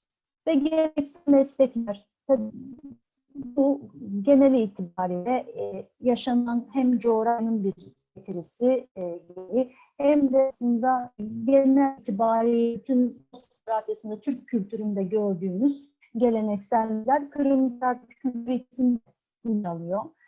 Dokumacılık tabii bunun temel meslekler, zanaatlerden birisi. Bu alanla 20. yüzyılda hemen hemen bütün şehirlerde esnaf birleşmelerinin, kooperatif, bunların varlığı bilinmekte. Bahçesaray'da bu geleneksel zanaatlerin sergilendiği ya da üretim açısından ilk sıralarda gelen şehir. Kıyafetten ev eşyasına, kilimlere kadar geniş bir dokumatik deyince zaten hem üretim alanı hem de kullanım alanının olduğunu söyleyebiliriz. Dokumacılığın bir parçası da tabii işlemecilik. Sadece böyle ev tekstil eşyalarına uygulanan bir işlemecilik değil burada söz konusu olan, geleneksel giyim eşyalarının süslemesi ve Tatar işleme usulü hem kendine özgü desenli motifleri bir kompozisyon olan hem de çift tarafı düğümsüzü çok daha eski otantik dönemlerde bayağı altından diyelim damıtılarak elde edilen iplerle yapılan bir nakış işlemeciliği bu anlamda çok yaygın. Tabii ki 30'lu yıllarda bu alanda ilk adım diye bir kooperatifin kurulduğunu görüyoruz. Bu bir anlamda kurumlaşmayı belirlediği, hem anlamda artık özel mülkiyet olmadığı bir süreci temsil ettiği için 30'lu yıllar ne kadar kültür içerisinde kalıcılığını sağlayabilmiştir. Bunu tahmin etmeye görüyoruz. Ve Kırım Özerk Cumhuriyeti döneminde yani Rus'un işgalden önce etnografyasında ve Kırım'daki bir takım ev müzelerinde bunların çok örneğini görmemiz mümkün, işlemecilik ve keçecilik, kiyizcilik, ahşap oymacılığı. Ahşap oymacılığın bilinen isim olarak Ahmet Batalov önemli. Bunun dışında çörekçilik, kuyumculuk ve keçecilik, bakırdan özellikle mutfak bakacaklarının geleneksel anlayışta yanısı bu her biri geleneksel meslek hem el sanatları bir yönüyle de işaret ediyor. Tabii ki tüm dünyada sanayi ürüne geçişe çağdaş dönemde bunların artık yavaş yavaş oradan kaybolduğunu görüyoruz. Kendisiyle de tanışma fırsatı bulduğum burada Kırım telkarisi'nin ustası Aysanov'u zikretmek istiyorum. Sizlerin huzuruna yanılsam 2019 yılında vefat etmişti. Ona Allah'tan rahmet diliyorum. O da aslında sürgünü yaşamış olan 1990 yılında Kırım döneminden Bahçesaray'da bu Kırım telkarisi denilen gümüş altın üzerine işleciliği yaşatan ki benim ziyaretimde bulunduğum dönemde yaklaşık 10-12 civarında talebesinin olduğu, bu sanat dalı, bu meslek dalı unutulmasın, korusun diye yetiştiğini görmüştüm Bahçesaray Sanat Merkezi'nde. Onu söylemek istiyorum. Deyince tabii 1999 yılında vefat eden Züleyha Bekova önemli bir isim. Onun hakikaten bunun desenleri hem nakış üzerinde hem de bir uzmanlık alanında kilim üzerine. Ama aslında yani işlemeciliğinden çok kompoze edildi ve yaptıklarının bir hikayesinin oluşu son derece önemli. Örnekli bir şirket o da 20. yüzyılda Bahçesaray'da kuruyor. Geleneksel ilmin unutulmamasına burada gençlere yönelik bir takım işletme kursları veriyor. Bu anlamda ismi zikredilmeye değer, kültürel hayatı tam da eden bir isim olarak görüyorum. Ve bilim, aslında tabii bu kısımlar çok da sizin değerli katılımcı yabancı olmadığı şeyler. 20. yüzyıl tabii bir iş süreci. Bu aslında genel itibariyle dünyanın genel kompozisyonunda öyle geleneksel olandan daha çağdaş olana doğru nasıl hayat tarzında bir değişim varsa milli giyim tarzında da bir değişim yaşanıyor. Geleneksel giyim genelde halk oyununun sergilenmesi, özellikle ya şehir yaşamının içerisinde çok da karışmamış, da içe kapalı yaşanan yörelerde korunan önemli bir unsur. Kadın baş giyimi, fes, tabii Türk dünyasında bütün isimde hem de kadın baş giyimi var. Bu fes ve festen töbe denilen kısımdan sarkı püskülleri ve bunun yan bir şekilde takılarak sergilenme giyiniminde tabii bu içerideki özelliklerini yansıtıyor. Kızların ya da kız çocuklarının belli bir yaşa kadar fes süs taktıkları sonrasında fesin üzerinden bir örtü örterek takıldığını görüyoruz. Bu fesin üzerinden geçirilen uzunca örtü marama olarak adlandırılıyor ve bu aynı zamanda işte çeyizlerin içinde de yer alan bir unsur. Geniş enli, uzun tabirler bir çeşit üst giyimi oluşturuyor. Şalvar ayak bileklerinde genellikle bağlanan bir biçimde ve alt giyimin bir parçası. Üst giyimin diğer parçası da yakaları altın ve şeritli olan genellikle, tabii otantik bu işlerin daha korunduğu dönemde için konuşuyorum. Kaftanlar söz konusu ve kuşak yani kemer olayı. Bu karakteristik. Yani bir Rum, bir erkeğin, bir kadının da mutlaka belinde ama gösterişli ama gösterişsiz daha işte kumaştan, kimileri işte gümüş ya da altınla ya da bir takım taşlarla, özellikle toka kısmı. Aslında bu eski Türk bozkır kültüründe İslam öncesindeki dönemde çok görülen bir şey. Yani eski kurganların içerisinden çıkan kemer tokalarına en azın form itibariyle baktığımda Kırım Tatar türündeki bu uşak dediğimiz kemerlerin tokalarındaki form aslında birbirine çok yakın özellikler bu. Bu geleneksel giyinim içerisinde bu anlamda uşağın da çok karakteristik olduğunu söyleyebiliriz. Tabii erkek kıyafeti olarak da yine gömlek ve kumadan şalvarları giydiğini, gömleğin üzerinden zor denilen ceket giyildiğini, bunun mevsimine göre uzun ya da kısa olabileceğini söyleyebiliriz ve başlığında ise erkeklerin bilindiği gibi kapak bir tanımlayıcı durumunda. Kırım Tatar'ın bütün gerek mini giyim gerekse bu el işi husustaki bütün bu etçiliklerinde hem milli giyimin tasarımı hem de motifler, semboller itibariyle içinde yaşadıkları aslında tabiat bilgisinden, geçmişteki Türk bozkırı kimliğe yansıtan ögeleri barındırıyor. Bunun farkındalığıyla gerçekleştirmiştir. Edebiyat ve kültür hususundan yazılı bir edebiyattaki sanayıya kadar bir karakter özellikleri günümüze kadar gelen süreçte sözlü edebiyat ünleri ifade ediyorlar. Tüm yine Türk dünyasında itibariyle gördüğümüz destanlar, efsaneler, atasözleri, aytım denilen deyimler, çınlar, emaneler yani çölgesiyle, yalı boyu söyleyişiyle, tapmacalar yani bulmalar, bilmeceler, tekerle takmak tabir edilen tekerleler ve masal gibilerin sözlüğatın içerisinde yer aldığını görmekteyiz.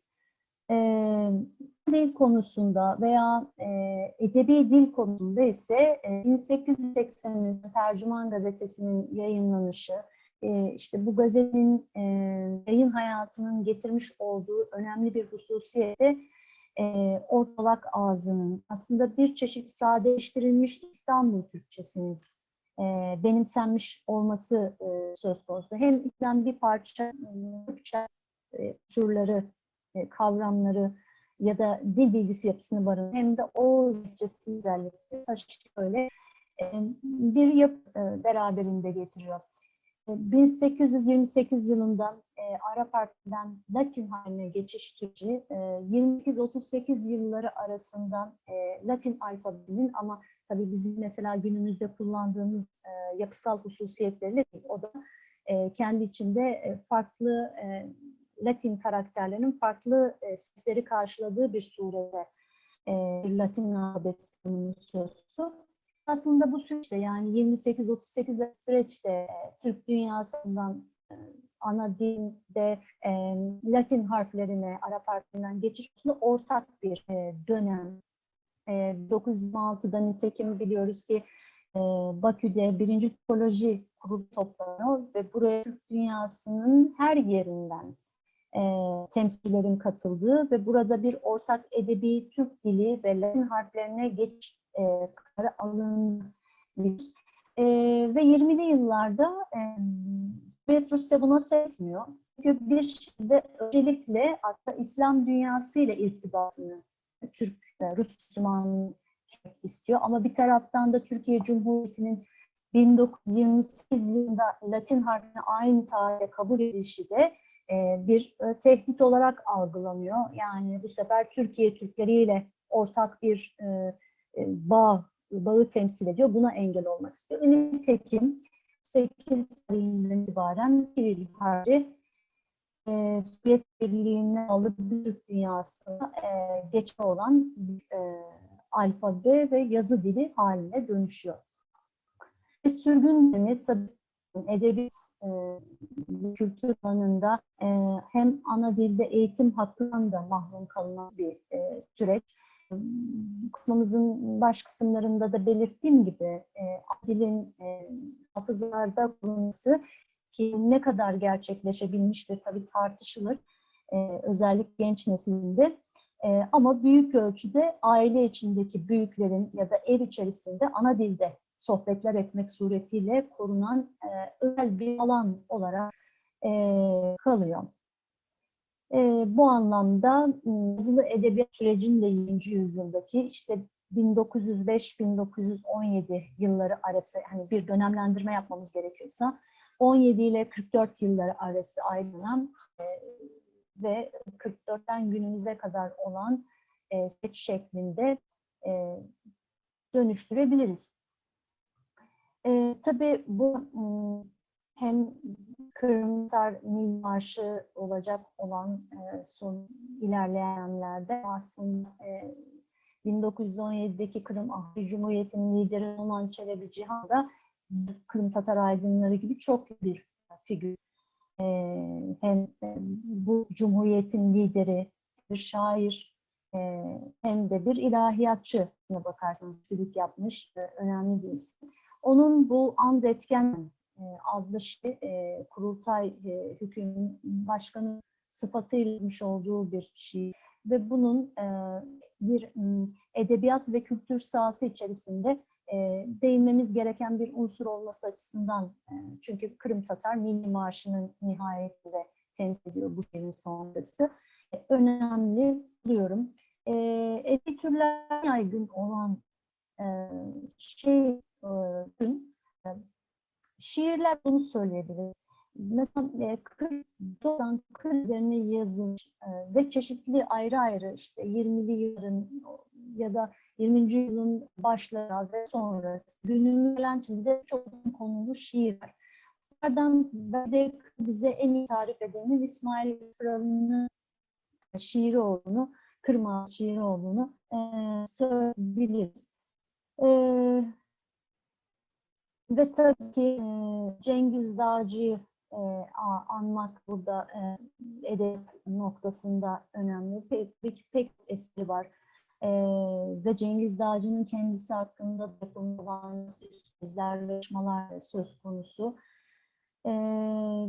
Yani Cengiz Dağcı eserlerinde işte Kırım Tatar kimliği yani 1783'ten bazen yurdu beden bazen o topraklar bizimdi diye vatan hasreti çeken işte eserlerinde karşılanılan konusunu tamamen milli öge dayandıran önemli bir edebiyat nedenle ve tabii bala eğitimi konusunda da Aynenlilerin, Ninnilerin yine tüm dünyası olduğu gibi önemli bir söz konusu. Şimdi bir parça milli matbuat faaliyetlerinden bahsetmek istiyorum. Tercüman dönemi konu da üzerine yazıp çizilmiş olan pek çok gerek müstakil monografiler, kitapların bulunduğunu biliyoruz. Tercüman dediğimiz gibi böyle tek yönlü haber veren bir olağan bir gazete anının çok ne geçmiş. Burada topladığı abonelerin dağılışına baktığında ya da bugün dünyanın çeşitli yerlerinde Terman gazetesinin nüshalarının çıktığı ailelere ya da bölgelere, coğrafyalara baktığımızda Türk dünyası içerisinde ne kadar geçerlilik kazanmış, ne kadar yaygın hale gelmiş olduğunu, dolayısıyla da ifade ettiği fikirleri ne kadar yayabildiğini söyleyebiliriz. Tabii tercüman dünyasında yayınlanan bir değil ama 1883 9 Aralığı hiç kapatmaksızın yayın sürecine devam edebilmiş olması ve nüshanın tamamına yayının elimizde bulunuyor olması önem taşıyor. Rusya Türkleri arasında yani bir türün ilk örnek olan işte bir kadın dergi olan Alemina'nın, çocuk dergisi olan Alem Sıbyan'ın ve bir mizah dergisi olan Kaha'nın yayın hayatına tercümanın eki olarak kazandırılmış olması da ayrı bir değeri aslında ifade ediyor. Bilindiği gibi Alemin İslam'ın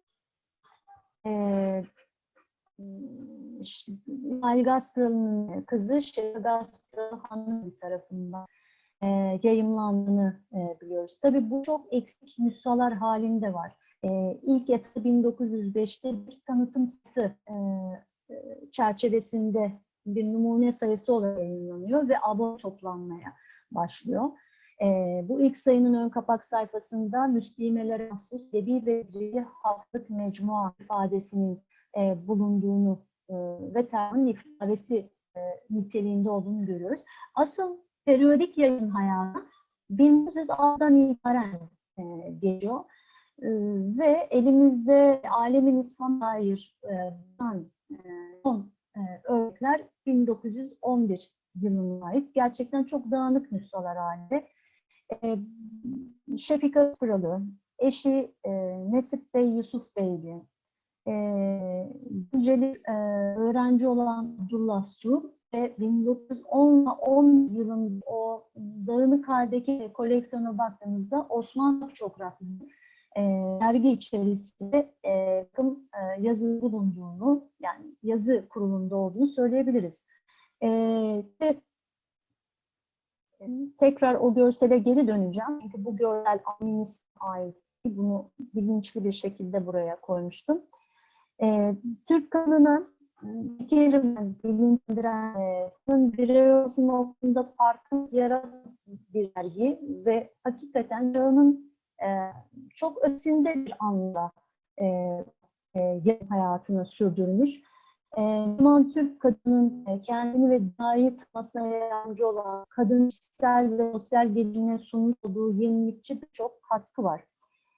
Örneğin dünyadaki kadının siyasal hayatta Avrupa'daki kadınların örneğin bu noktasında tercümeler yapılarak ya da verilmiş, yayınlanmış ya da Osmanlı Türkiye'sinde yayınlanan bir kadın gazeteleri var. Örneğin hanımlara mahsus gazete ismiyle yayınlanan bir kadın gazetesi söz konusu. Buradan alımlar yapılmak suretiyle buradaki Müslüman Türk dünyasından da haberdar etmek noktasında önemli bir süreç. Ve bu Alemin İslam'la başlayan yani böyle tematik bir kadına dair yayının ortaya çıkması aslında Azerbaycan bir süre sonra Iş Gazetesi'nin kadın temalı Iş Gazetesi'nin yayınlanması, Kazan'da Suyun Bittiği yayınlanması, hatta 20'li yıllarda Menkecan adlı Mescid-i Malumat öğrencilerinin yayın hayatına kazandırdığı bir dergi o. Menkecan'ı kazandırmalarıyla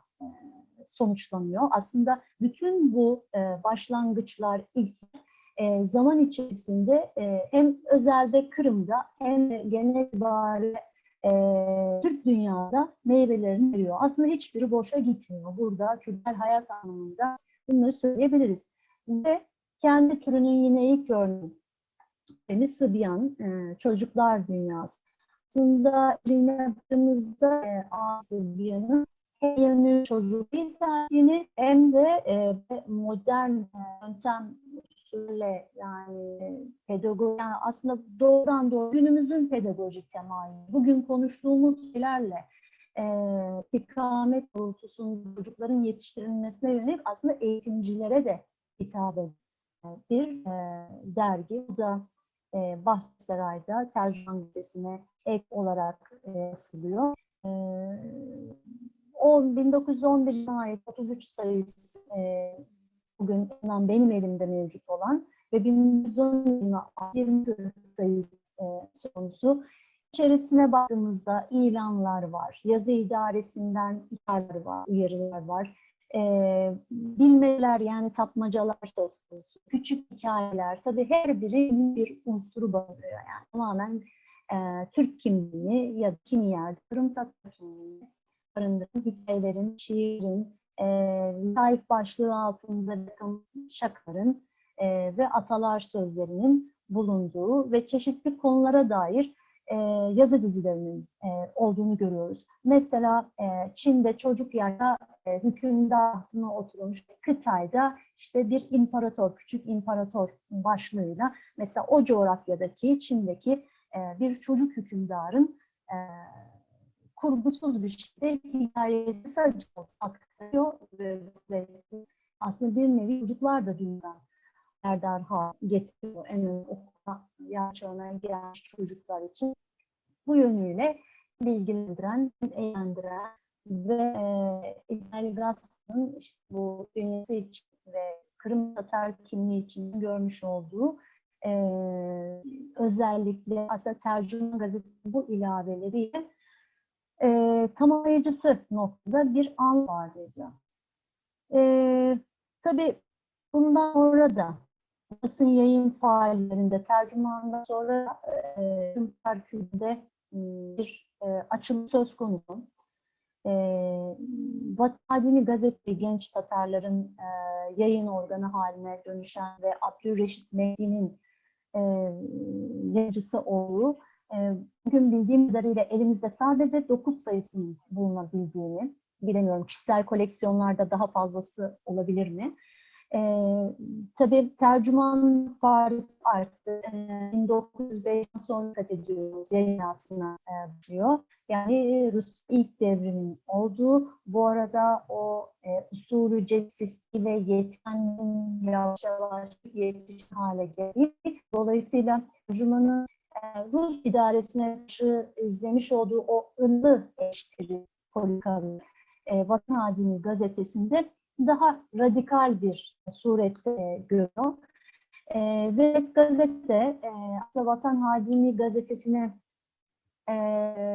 muhalif tarzda yine İsmail Gaspralı'nın direktifi doğrultusunda çıkarılıyor. Ve bu arada bu süreçte Tatarların çıkardığı Uçkun denilen çocuk edebiyatına dair dizi Risale serisi var ki Habibullah Odabaş, Hüseyin Baliç bu serinin aslında mimarları.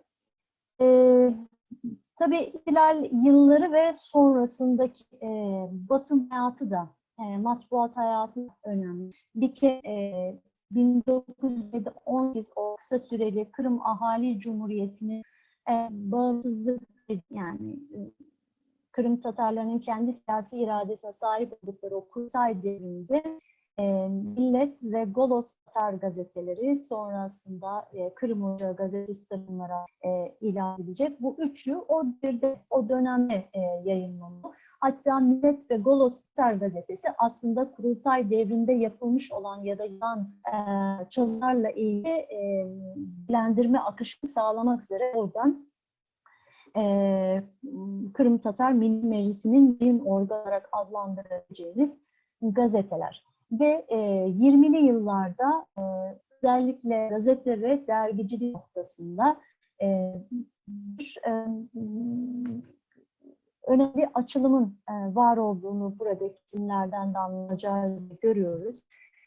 İşçi Gazetesi, Al Bayrak, Dünya, Kırım Müslüman Siyasi Gazetesi, işte tabii 1921'de Kırım Muhtar Sosyalist Cumhuriyeti'nin kuruluşu, yani Bolşevik bir ideolojinin idari mekanizması altında Kerç Amelesi, Kerç İşçisi, Yaş Kuvvet, Kızılkırım, Yeşilada gibi gazeteleri ve çok ilgi çeken bir takım da bilgileri görüyoruz yıllarda. Bunlardan bir tanesi örneğin Aslı Müslümanlık, diğeri dergisi, Okul İşleri ve dergisinin varlığını görüyoruz. Şimdi biraz bunlar üzerinden gitmek istiyorum. Elimizde sayıları olan ve dikkat çekici hususları onların üzerinden konuşmak isterim. Asri Nirvanlık dergisinin görselde de gördüğünüz gibi ilk ve son sayılarının kapak sayfaları bulunmakta. 1924-1907 yıllarında Kırım'da yayınlanan bir dergi. Tabii tarihler dikkat çekici. Kırım Sovyet Cumhuriyeti siyaseten rejimi altında yaşanan bir süreçte Kırım Dil İdaresi'nde alınan bir kararla yayım hayatına başlayan bu derginin varlığı bu dilin dolayısıyla ilgi çekici.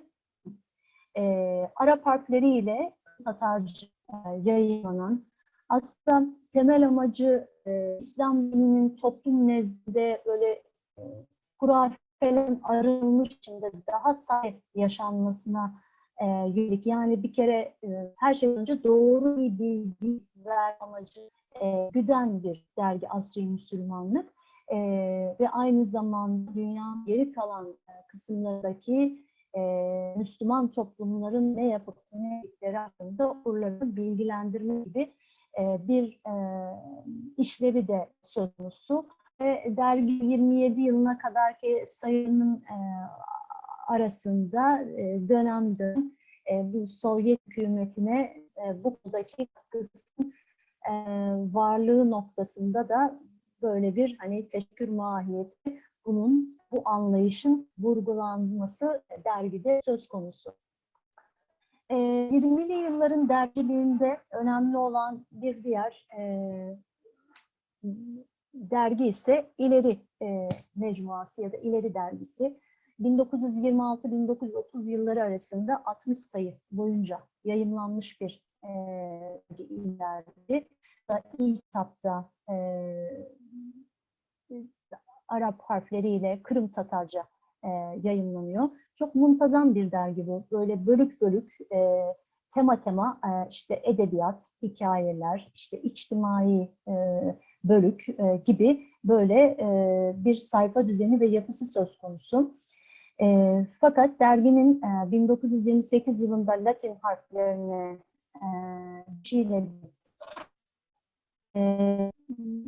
artık yine Kırım Tatarca tarihinde fakat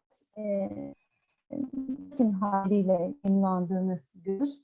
Şimdi bu 30 yılına kadar devam eden yayın hayatı sürecinde 1928 kadar süreç daha böyle milli bir içeriği ihtiva ediyor. Ama 28'den sonra daha böyle sosyalistlerin işlendiği, daha nasıl diyelim, miskin ifadelerin, bu bir zaten ilk itibariyle aslında bir edebiyat ve kültür dergisi diyebileceğimiz içte sahip. Çok zengin bir Kırım Tatarlarından oluşan yazar kadrosu sözcüsü. Ama artık 8'den sonra sosyalist ögelerin işlendiği bir edebiyat pozisyonunda gerek şiirlerde gerek işte hikayelerde görüyoruz. Ve 20'li yılların dergiciliğinde bunu da mutlaka söylememiz gerekir. En önemli gündem maddelerinden birisi Latin harflerine, Arap harflerinden Latin harflerine geçiş meselesi. Yazarlar ve edebiyatçılar arasında şimdi ne gibi kaidelere bağlanacağı noktasında bir tartışma var. Ayrıca İleri Dergisi'nde bir takım böyle din karşıtı, her ne kadar bir kültürel dergi sistematiğinde gözükse de 28 yılından sonra yine dine karşı işte bu tanrısızlaştırma ya da ateistleştirme propagandasına varan yerel matbuata intertüründe sorduğunu söylediğini başkasının oku işleri, işte Kırımlar Sovyet Cumhuriyeti döneminde Kırım Mağara Halk Komiser bünyesinde yayımlanmış olan başyazarının Hüseyin Bariç olduğu oldukça hacimli bir dergi. Daha ziyade eğitim öğrenim müfredat yapısı ya da yönleri, yine içerisinde edebi parçalar, Kırım'da işte 20'li yıllarda yayımlanan kitaplar, özellikle Tatarca yayınlanan kitaplar, Kırım Devlet Neşriyatı bünyesinde yayınlanan kitapların hep tanıtımının yapıldığı bir içerikle karşılaşıyoruz. Dikkat edersek ileriyle okul işleri aynı dönemde 3 aşağı 5 yukarı yayın faaliyeti görüyor.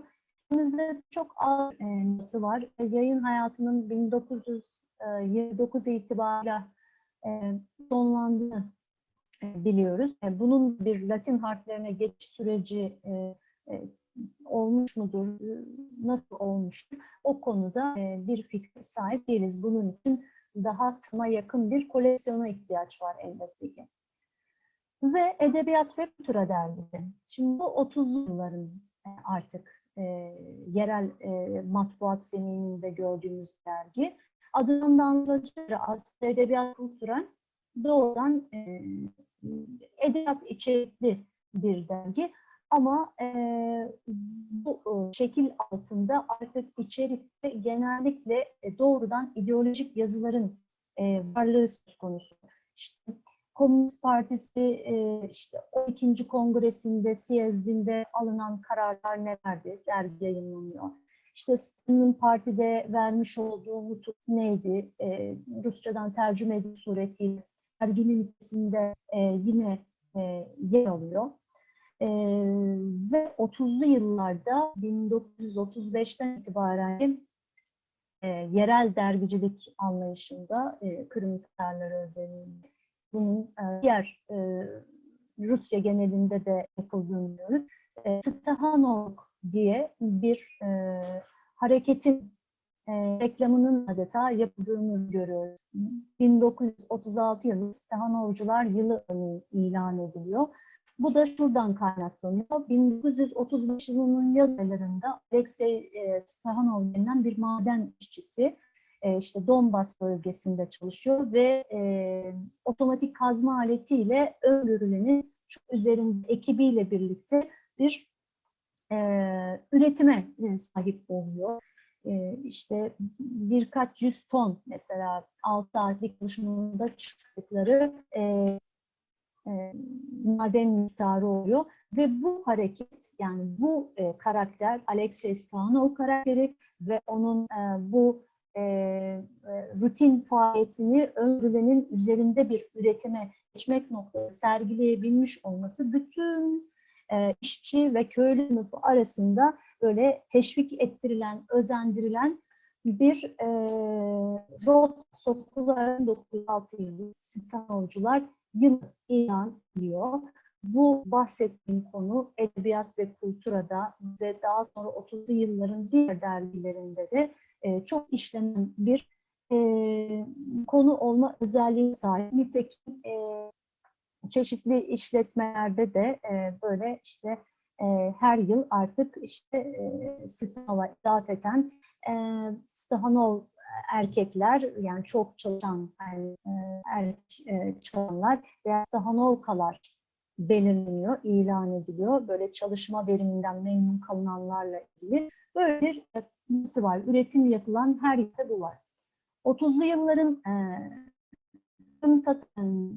matbuatında gördüğümüz özellikli dergilerden bir tanesi de aslında yayın hayatına 1932 yılında Kadınlık Sosyalizm Yolunda başlığıyla çıkan 1937'den itibaren ismi değinen Sovyet Kadınlığı dergisini görüyoruz. Aynı şekilde tıpkı Edebiyat ve Kültüre dergisinde gördüğümüz gibi yine birlikte büyük ölçüde Komünist Parti siyezdlerinde alınan kararlar, işte Lenin'in ölüm, doğum yıl dönümleri, işte Pravda gazetesinin çıkışı dolayısıyla Mayıs İmalat Günü'nün anılması Mayıs aylarında böyle temalar var. Ama en önemli şeylerden bir tanesi de 1936 yılında bilindiği gibi Sovyet Anayasası'nın bir değişikliğe diyor. Ve bu anayasa uluslararası kamuoyunda da yani Sovyet taraftarı olan yayınlarda sanki Sovyetler Birliği'nin işte kapsadığı bütün sahalara, alanlara böyle getirdiği çeşitli kazanımlar varmışçasına bir propaganda yapılıyor. İşte bu 1936 Sovyet Anayasası Kırım Tatar lehçesinde Sovyet Kadını dergisinde de madde madde altta açıklamış bir özellik sergiliyor.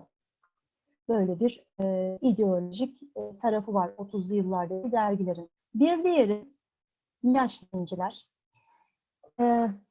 Adından da anlaşılacağı gibi aslında işte Sovyetler döneminde işte Piyoner ve Komsomol teşkilatları var.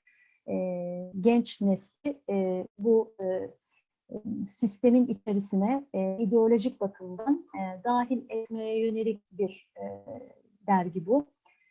Bu da Sovyet kadınlığıyla yaklaşık aynı dönemde çıktı. İşte gerek Sovyet kadını, gerekse yaş dönemi aslında Alman işgali sürecine kadar yayın hayatında var olan dergiler. Bizim buradaki kapak kafasını sergilemiş olduğum tabii 40'lı yılların başına ait, o nedenle de Kiril harfleriyle. İçerinde tabii daha ziyade Lenin konulu şiirler, işte Sovyetler Birliği'nin kuruluşunun başlangıcı ve lideri olması noktasında bir referans oturulmamaya çalışılıyor daha ziyade. İşte Piyoner Teşkilatı'ndan ön plana çıkmış olan bir çocuk hakkındaki gerçek yaşamdan alınan bir hikaye, teşvik edici mahiyet olması açısından 30'lu yılların dergiciliğinde görmüş olduğumuz önemli özellikler. Ve Alman işgali döneminde milli matbaat. İşte Alman işgali dönemi de ayrı bir boyut bilindiği gibi. Bu dönemde Kırım'da Kırım Tatar Nefsi Müdafaa Grubu'nun oluşturulduğunu görüyoruz ki partizanlarla mücadele edebilsinler diye. Nispeten küçük de olsa bir serbestiyet havasının bu süreç zarfında yaşandığını söyleyebiliriz. Yaklaşık 50 civarında caminin örneğin tekrar ibadete açıldığı bir süreç. İşte Müslüman komiteleri oluyor şehirlerde. Ama bunların resmi ya da siyasi bir kimliği olan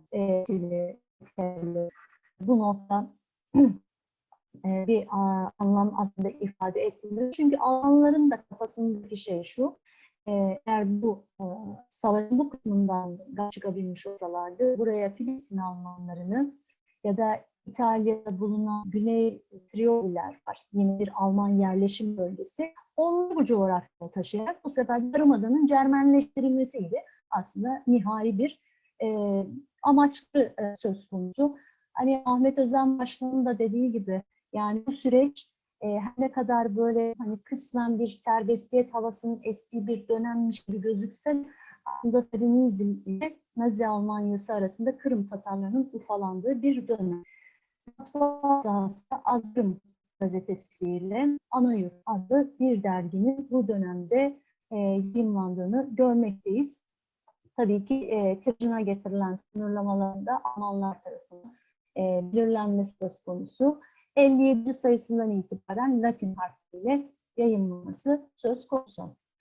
Ve sürgün ve sürgün sonrası Kırım Tatar matbuatı, tabii matbuat konusundaki değişim ve düşüm süreci aslında sürgün yıllarında bildiğiniz gibi Lenin Bayrağı gazetesi ve edebiyat içerikli olan Yıldız dergisinin yayın hayatına kavuşmasıyla başlıyor. Ve tabii 60'lı yıllarda Anlatan'a dönüş süreci için gerekli olan Samizdat yayınlarını görmekteyiz. Diğer Türk toplulukları için de geçerli. Başkaları var, yani sadece Tatar yok bu sanat yayınları içerisinde. Ve vatana adet ettikten sonra böyle yerel bazda Agnes ve civarındaki böyle rayonlardan ücretsiz dağıtılan bir kasaba gazetesinin hani insanlar arasındaki iletişimi ve bilgilendirmeyi sağlamak adına bunların bulunduğunu görüyoruz. Derken Kırımska Pravda gazetesi olarak başlıçta çıkan ana avdet ettikten sonra Dostluk gazetesi ki daha sonra bu gazetesi değil, müstakil olarak yayınlanacak ve Alvet sürecinden sonra Gözyaşı, Merhaba, Yeni Dünya ve Yazıcı Gazete derginin yayınlanması söz konusu. Yine milli basın faaliyetleri içerisinde burada isimleri görülen tüm matbuat araçlarının yayınlandığını, tabii kimisinin zaman içerisinde bütçe yetersizliğinden devam edemediğini, çünkü milli matbuat faaliyetlerini yapmak oldukça zor. Basım yeri, bir gazete sahip olmak, bunun ekonomik bütçe anlamındaki yönü oldukça yani dini tutunmaya başlayan bir Kırım Tatar varlığı açısından, temel gereksinimleri açısından oldukça zor.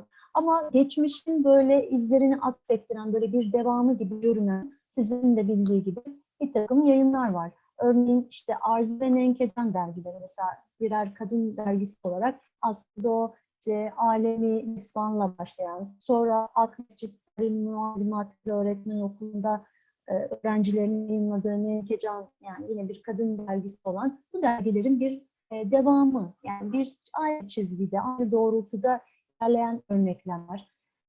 Yine Ha Ha Miyah dergisi, yine Alemi Tercüman döneminin bir devam gibi görülebilir.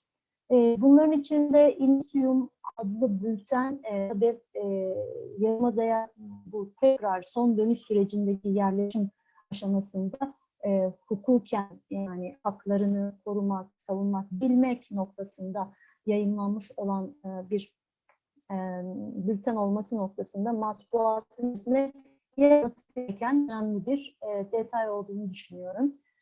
Ve bunun gibi pek çok müftülüğün yayınladığı Hidayet şu an yayın hayatına devam edebiliyor mu emin değilim. Bunların içinde değerli olanlardan bir tanesi de Kasavet dergisi. Aslında o da kaynağını sürgün yıllarında alıyor, çıkış noktasını.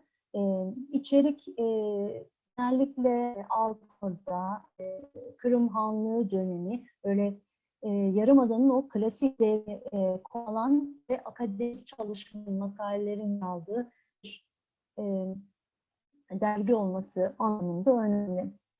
Ve tabii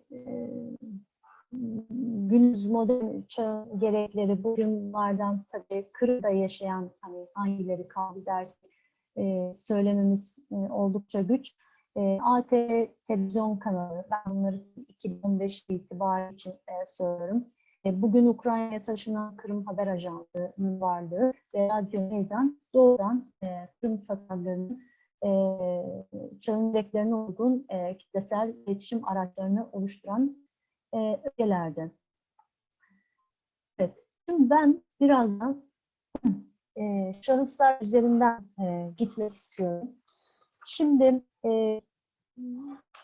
Veli İbrahim, bilindiği gibi Kırım Muhtar Sovyet Sosyalist Cumhuriyeti'nin Merkezi İdare Komitesi Başkanı ve ilk bakışta bir siyasi figür gibi görünse de onun döneminde izlenen milli politikalar son derece önemli, son derece böyle yine bir olumlu yönde eşik olan bir açılıma aslında işaret ediyor. Her ne kadar biçim olarak sosyalist gibi gözükse de içerik olarak izlemiş olduğu milli politikalar son derece önemli. Tabii bu devrin en önemli politikaları işte kolonizasyon denilen yerleştirme en önemli gündem maddesi ve İbrahim Kırım Muhtar Sovyet Sosyalist Cumhuriyeti'nin Merkezi İcra Komitesi reisi sıfatıyla her şeyden önce idari kadroları, idari mekanizmayı ekseriyetle Tatar Türklerinden oluşturmaya yönelik bir politika sergiliyor. İşte kardeşi Ömer İbrahim, işte, Kırım Muhtar Sovyet Sosyalist Cumhuriyeti'nin halk komiseri, Osman Deremirli'nin Halk Komiserleri Konseyi Başkanı olduğunu, Ahmet Özen Başkanı'nın 24 ay 20 yılları arasında Maliye Komiserliği Yardımcılığı görevinde bulunduğunu, Hasan Sabri Ayvaz'ın yine bu muhtar sosyalist cumhuriyet içerisinde tercüme bölümünde başkanlık ettiğini, Hüseyin Moriç'in Kırım Halk Maarif Komiserliği'nin başkanı olduğunu ve Ahmet Kaseroğlu'nun da İbrahim'in özel kalemi olarak görev yaptığını biliyoruz. Ve bu dönem işte bu izlenen milli politikalar, siyasetler sonucunda milli okulların sayılarının çoğaldığı, ilmi enstitülerin açıldığını, bir Kırım Devlet Neşriyatı kurulduğunu ve bu neşriyat bünyesinde 50 yıllarda hem böyle monografik anlamda kitapların basılması noktasında hem de aynı zamanda gazete ve dergi yayıncılığı anlamında böyle büyük bir şahlanışın olduğu bir sürece işaret ediyor. Örneğin 1925'te Ahmet Zanbaşlı'nın Çarlık Hariti'nde Faaliyeti yahut Harfiyetleri işte bu Kırım Devlet Neşriyatı bünyesinde yayınlanan ve Kırım Tatarlarının Çarlık devresindeki tarihinin, o geçmiş tecrübenin bir analizinin olduğu önemli bir kitap. Bildiğiniz gibi Çarlık Hakimiyeti'nde Kırım Faciası ya Tatar Hicretleri adlı bu monografik çalışma 1933-34 yılları arasında Enel dergisinde tefrika halinde yayınlanmıştır. Sonra Veli İbrahim mesela Vatan Hadimi döneminden tanıdığı Abdülreşit Mehdi'nin kaleme aldığı ve 1183 ile 1910 yılları arasını kapsayan el yazma bir Kırım tarihi eseri var. Bunu onun ailesinden bir şekilde beğeniliyor. Eseri basmak mesela bir girişimi var. Fakat 1928 yılında kendisinin de tutuklanarak böyle operasyonel bir diyelim yargılama sonucu ölüme doğru gitmesi bu girişimi sonuçsuz bırakıyor. Veli İbrahim döneminin önemli bir aslında Hamdi Güraybay son derece önemli. Aslında Hamdi Güraybay İstanbul Darülfünun'un Tarih ve Edebiyat Şubesi'nde 1923'te okumak üzere gelmesi Veli İbrahim'in desteğiyle gerçekleşiyor ve bu okulu 3 yıllık bir zaman zarfında tamamladıktan sonra Veli İbrahim isteği üzerine dönüyor Kırım'a. Fakat Hamdi Graybay'ın İstanbul Darülfünun'dan mezun oluşu çok değerli bir bitirme teziyle gerçekleşiyor. Mesela Türk-Moğol İmparatorluğu'nun müstakil ülkesi olan Altınorda Devleti'nin tarihçesi ve bu devletin bir ülkesi olan Kırım adlı çalışma onun bitirme tezi. Ben Edebiyat Fakültesi kitaplarının bu görme zatın olmuştu. Muntazam bir Osmanlı Türkçesi yazılmış. Tabii bu tip eserlerin biliyorsunuz çoğaltılmasına izin verilmediği için elimde yok.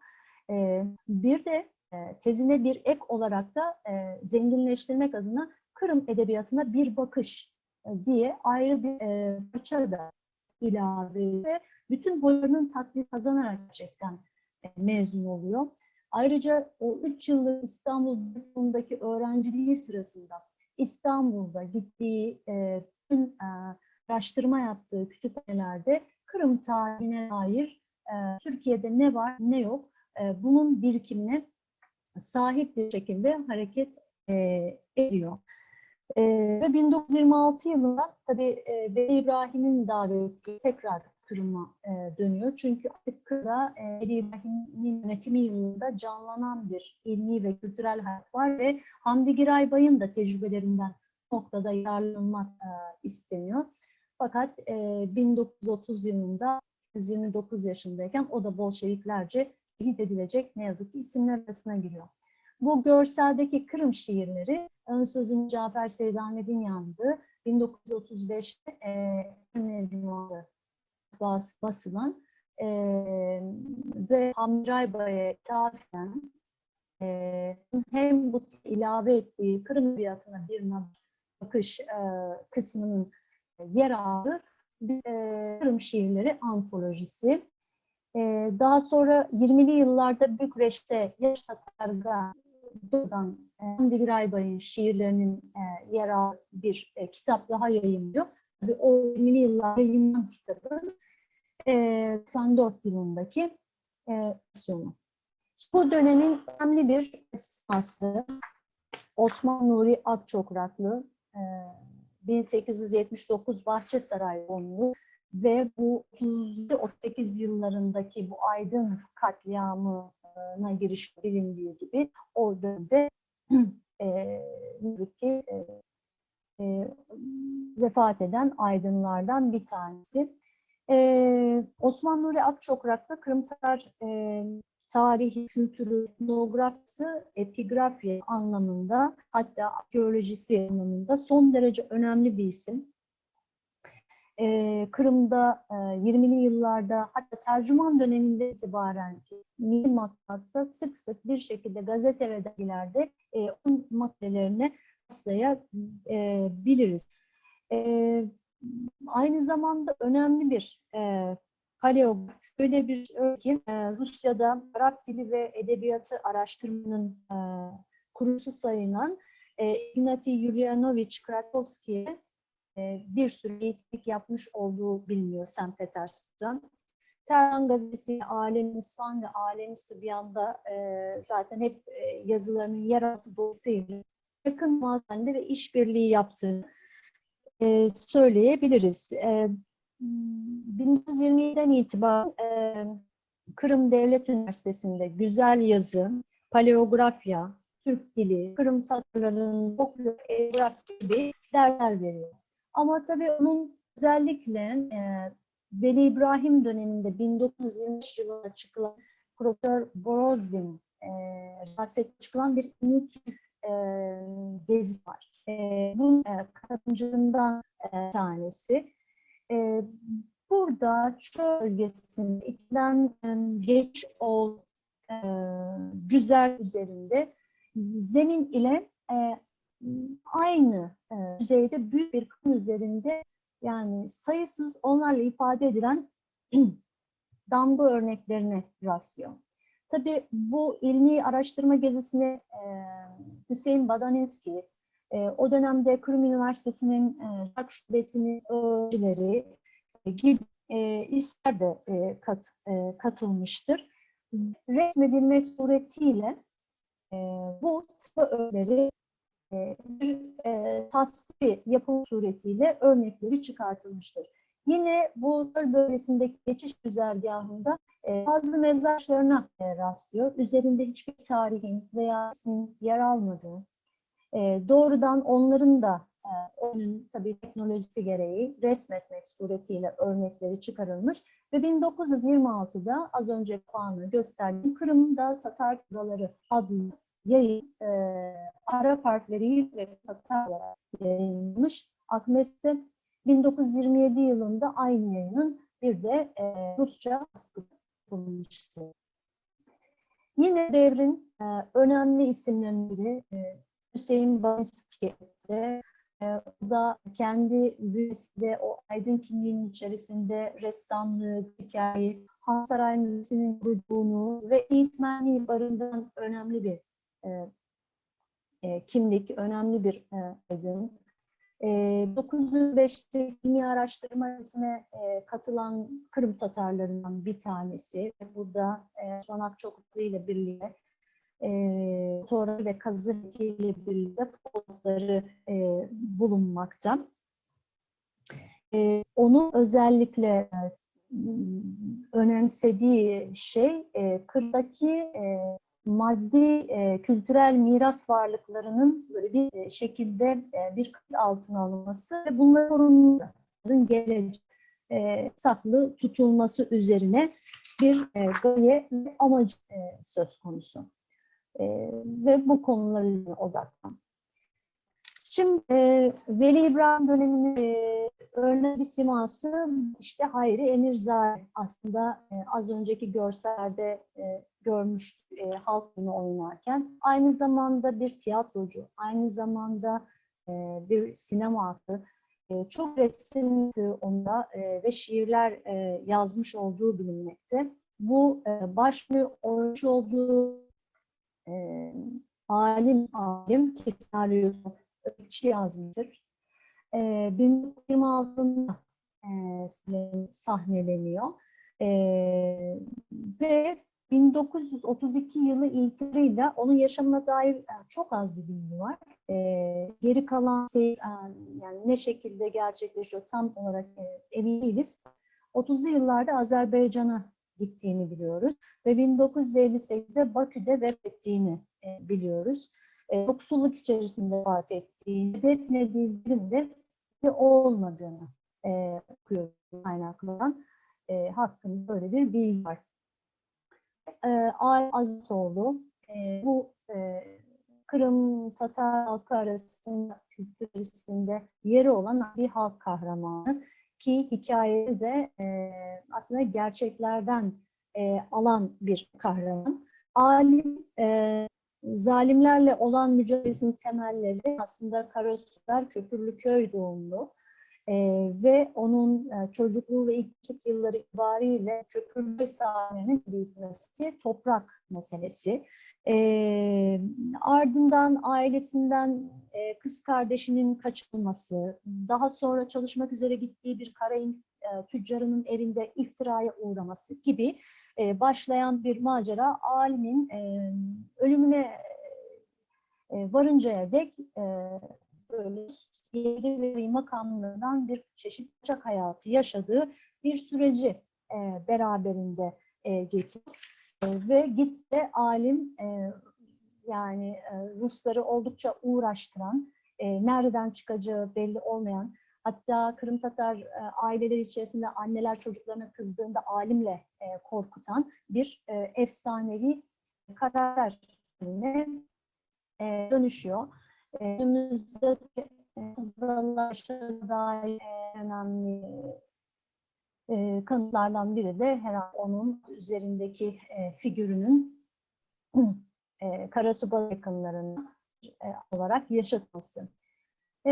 Bir diğer hafızada yaşayan aslında ilk bakış o da askeri bir karakter olarak gözükse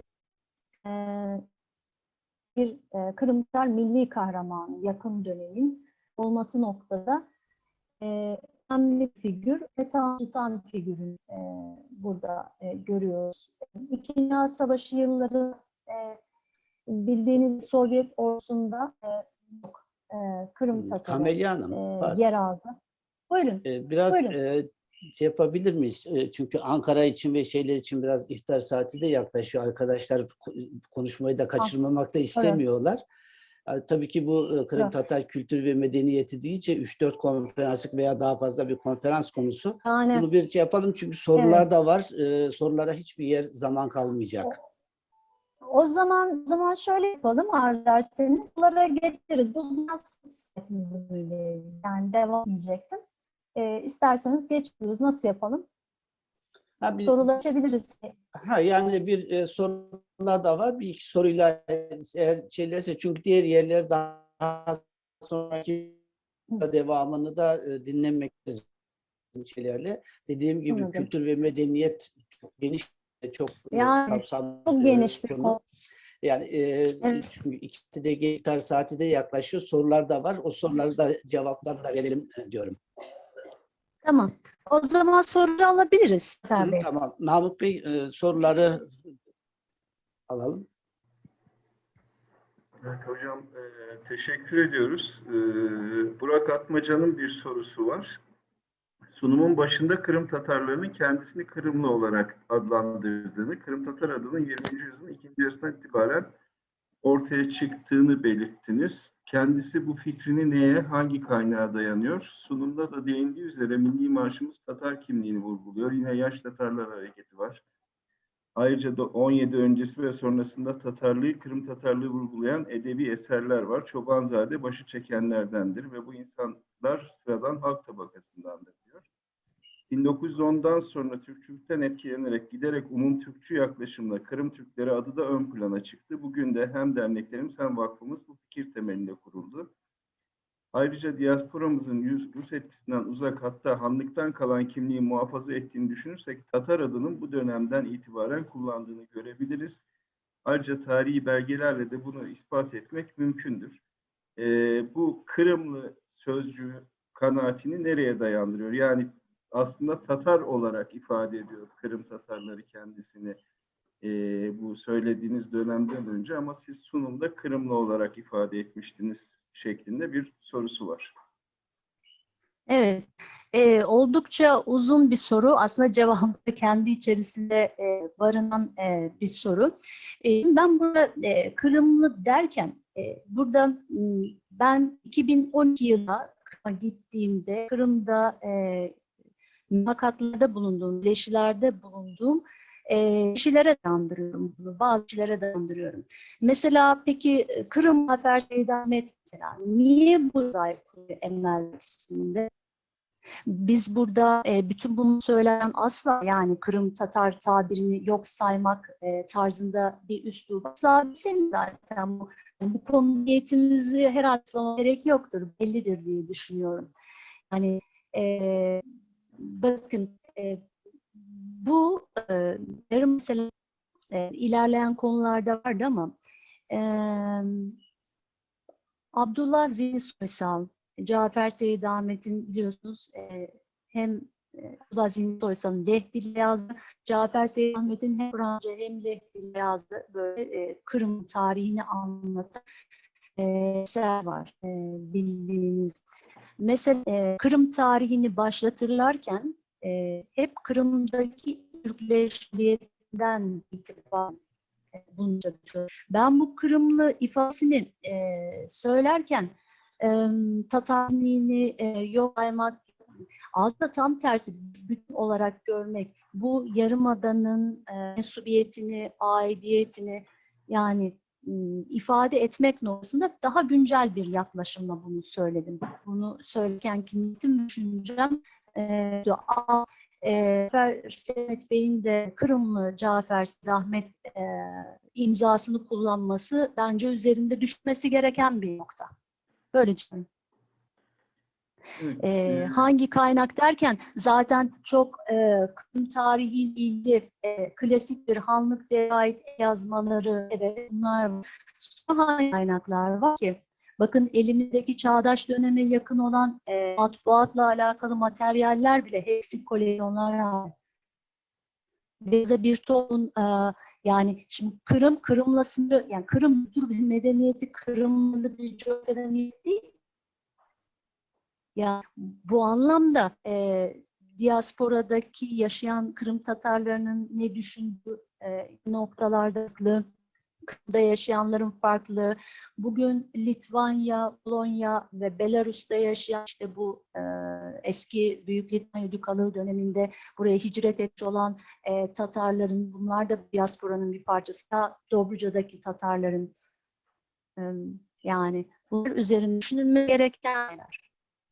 Ben Kırım derken bunu çok samimi ve iyi bir niyet ve oradaki halkın görme yaptığım siyasetinde bunlar söyleşi yaptığım kimlikler üzerinden onların kendilerini tanımladığı şeklin üzerinden ve çok yakın, daha yakın dönem için de Kırım'da yaşayanlar için bunu dillendirdim.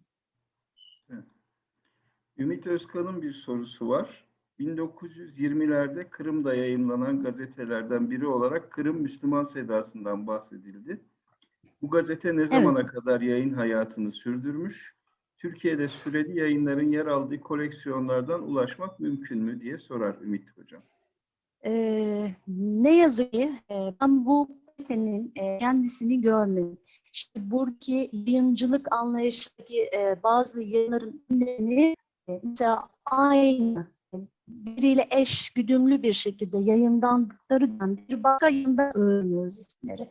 Ortada kaybolan veya belki kişisel koleksiyonlarda belki mevcut bir takım bazı sayılar o kadar çok matbuat faaliyeti var ki örneğin Leniara Celilova'nın Kırım Tatar Milli Matbuatı Tarihi kitabı var. Bunu okumasını tavsiye ederim. Bazı yayınların böyle sadece ara sayılarından bir kısım ve birkaç yıl var. Bazılarının ilk kısımlarında böyle bir var ve bazıları var. Dolayısıyla kimi yayınların manası hangi tarihte bittiğini ve başladığını bilmiyoruz. Ama Türkiye'de olmadığını biliyoruz gazetenin. Ben Kırım'a gittiğimde de bulamadım. Çok teşekkür ediyoruz hocam. Bana Ben ulaşan teşekkür Teşekkür ederim. Sorular bu kadar. Zafer abi buyurun. Burak'ın bir şey var. Bazı fotoğrafları ve dergileri ilk kez görüyoruz. Kamelya Hanım'da örnekleri varsa elektronik yahut basılı Emel ve Genel Merkez Kütüphanesi'ne birer örneklerini gönderebilir mi diye Edige Burak Atmaca, Polonya'da doktora yapan arkadaşımızın mesajı var. Aha. Hı hı. Tabii ki elbette gösterdiğim şeyler zaten bende mevcut olan sayılar. Ben doktora tezimi gelinceye kadar çalışmaya başladığım andan itibaren bilgi, belge, doküman ne varsa toplamaktayım ve hala da topluyorum. Elbette bunu sizlerle paylaşmak isterim. Tabii ki. Çok sağ olun Kamelya Hanım. Gerçekten Bülent Bey'in başta belirttiği gibi siz bazı arkadaşlar işte doktora çalışmasını yapıyorlar, sonra o konuyu rafa kaldırıyorlar, bir daha o konuya dönmüyorlar. Ama siz bunun üstüne de birçok çalışmalar yapmaya devam ettiniz ve ediyorsunuz. İnşallah gelecek yıllarda birlikte ve bizler de elimizden gelen şekilde destekleriz. Daha güzel çalışmalara, eserlere de imza atacağınıza inanıyoruz. Gerçekten ben de mesela Burak'ın dediği gibi mesela Veli İbrahim'in o masa başındaki arkadaşlarla ilgili olan fotoğrafını ilk defa gördüm ve başka şeyler de. Bir de sizin gibi dışarıdan aslında Kırımlı olmayan ama birisinin Kırım'ın içine bu kadar girip böyle tespitleri yapması ve bizlere aktarmasından da çok mutlu olduk. Hakikaten de günümüzde işte göçler, şehirleşme, sürgünleşme bizi her yere dağıttı ve bütün bunlardan pek çok Kırım asıllı insanlar bu kültürden, bu bilgilerden koptular. Bunları bize derli toplu sunduğunuz için teşekkür ederiz. İnşallah bu doktora çalışmasını da genişletilmiş bir şekilde kitap olarak da görmek isteriz. Bu konuda planlarınız var mı? Kitap konusunda planlarım var. Hatta Kırım tarihinin ve kültürünün başka noktaları, hani bizden sonraki kişiler bunun. Aslında bir takım konularım var ama yayınlama konusunda nedense bir zor ve güçlük çekiyorum bu yayın evleri mevzusunda, açık konuşayım yani. Ben böyle tek tüfek alanımda ilerlemeye çalışan bir insan, çünkü bir tek konu. Hep biraz detaycıyım, bilgi, belge ve doküman, yani iyice taramak istiyorum. Hani bir yerden sonra bir şey çıkar çıkmaz mı, hep bunun tereddütünü yaşıyorum. Bu arada ben bir şey daha sözlerime son verirken ifade etmek isteyeceğim. Belki sizinle paylaşmıştım. Ben bu tez konusuna niçin girdim? Dikkat ettiyseniz açılışın başlangıcında benim yüksek lisansım aslında eski Türkiye, yani Türklüğün eski çağına dair konu ve ben aslında o alanda ilerlemeyi düşünüyordum. Ben Tekirdağ yaşıyorum yaklaşık 13-14 senedir. Araştırma görevlisi olduktan sonra burada bir sempozyum vardı ve yerel bir tarihi konu bulmam gerekiyordu. Yaşadığım yerde Tekirdağ Saray'da Kanuni Sultan Süleyman döneminin vezir-i azamlarından Ayasofya Camii'nin haznesinin bir aile mezar taşlarına rastladım ve oldukça da bakımsız bir şekilde rastladım. Benim gördüğüm onların aslında çok iyi düzene girmiş halmiş yani. Bu işin sempozyum vesilesiyle içine girince hakikaten çok duygulanmıştım. Bunların nerelerde, ne şekilde atıldığı, kullanıldığı, böyle o coğrafyanın işte yani o hazirenin ne hali, ne şekli, orijinal aslında gördükten sonra ben çok etkilendim. Ve İslam Kırım tarihine o zaman ve bu konuyu çalışmaya ben o zaman karar verdim. Aslında benim kariyerim açısından çok radikal bir şey bu. Yüksek lisans bayağı, sonra tezim yakın dönemde ilerleme kararı çok radikal bir karar benim için. Türk dünyası önemli. İyi ki yapmışsınız, sağ olun. Ben teşekkür ederim. Çok teşekkür ediyoruz hocam. Gerçekten oldukça bilgilendirici bir çalışmaydı. Yani bu sunumunuzu da aslında bu fotoğraflarla birlikte vakfımıza gönderebilirseniz orada mutlaka bundan faydalanacak, kendilerine kapı ve yön açacak, ilham verecek konular var. Çok teşekkür ediyoruz. Evet değerli Ben dostlar, teşekkür ederim. Sağ olun. değerli dostlar, önümüzdeki hafta Emel Kırım Vakfı Emel Fikir Kültür Konferansları'nda Zera Bekirova 9 Mayıs Pazar günü bizlerle birlikte olacak. Kırım'dan Urallara sürgün konusunu işleyeceğiz. Malumunuz sürgün haftası yaklaşıyor. 18 Mayıs yaklaşıyor. Hepinize çok teşekkür ediyoruz. Hayırlı Ramazanlar, hayırlı iftarlar diliyoruz. İyi akşamlar diliyoruz. Sağ olun. İyi akşamlar.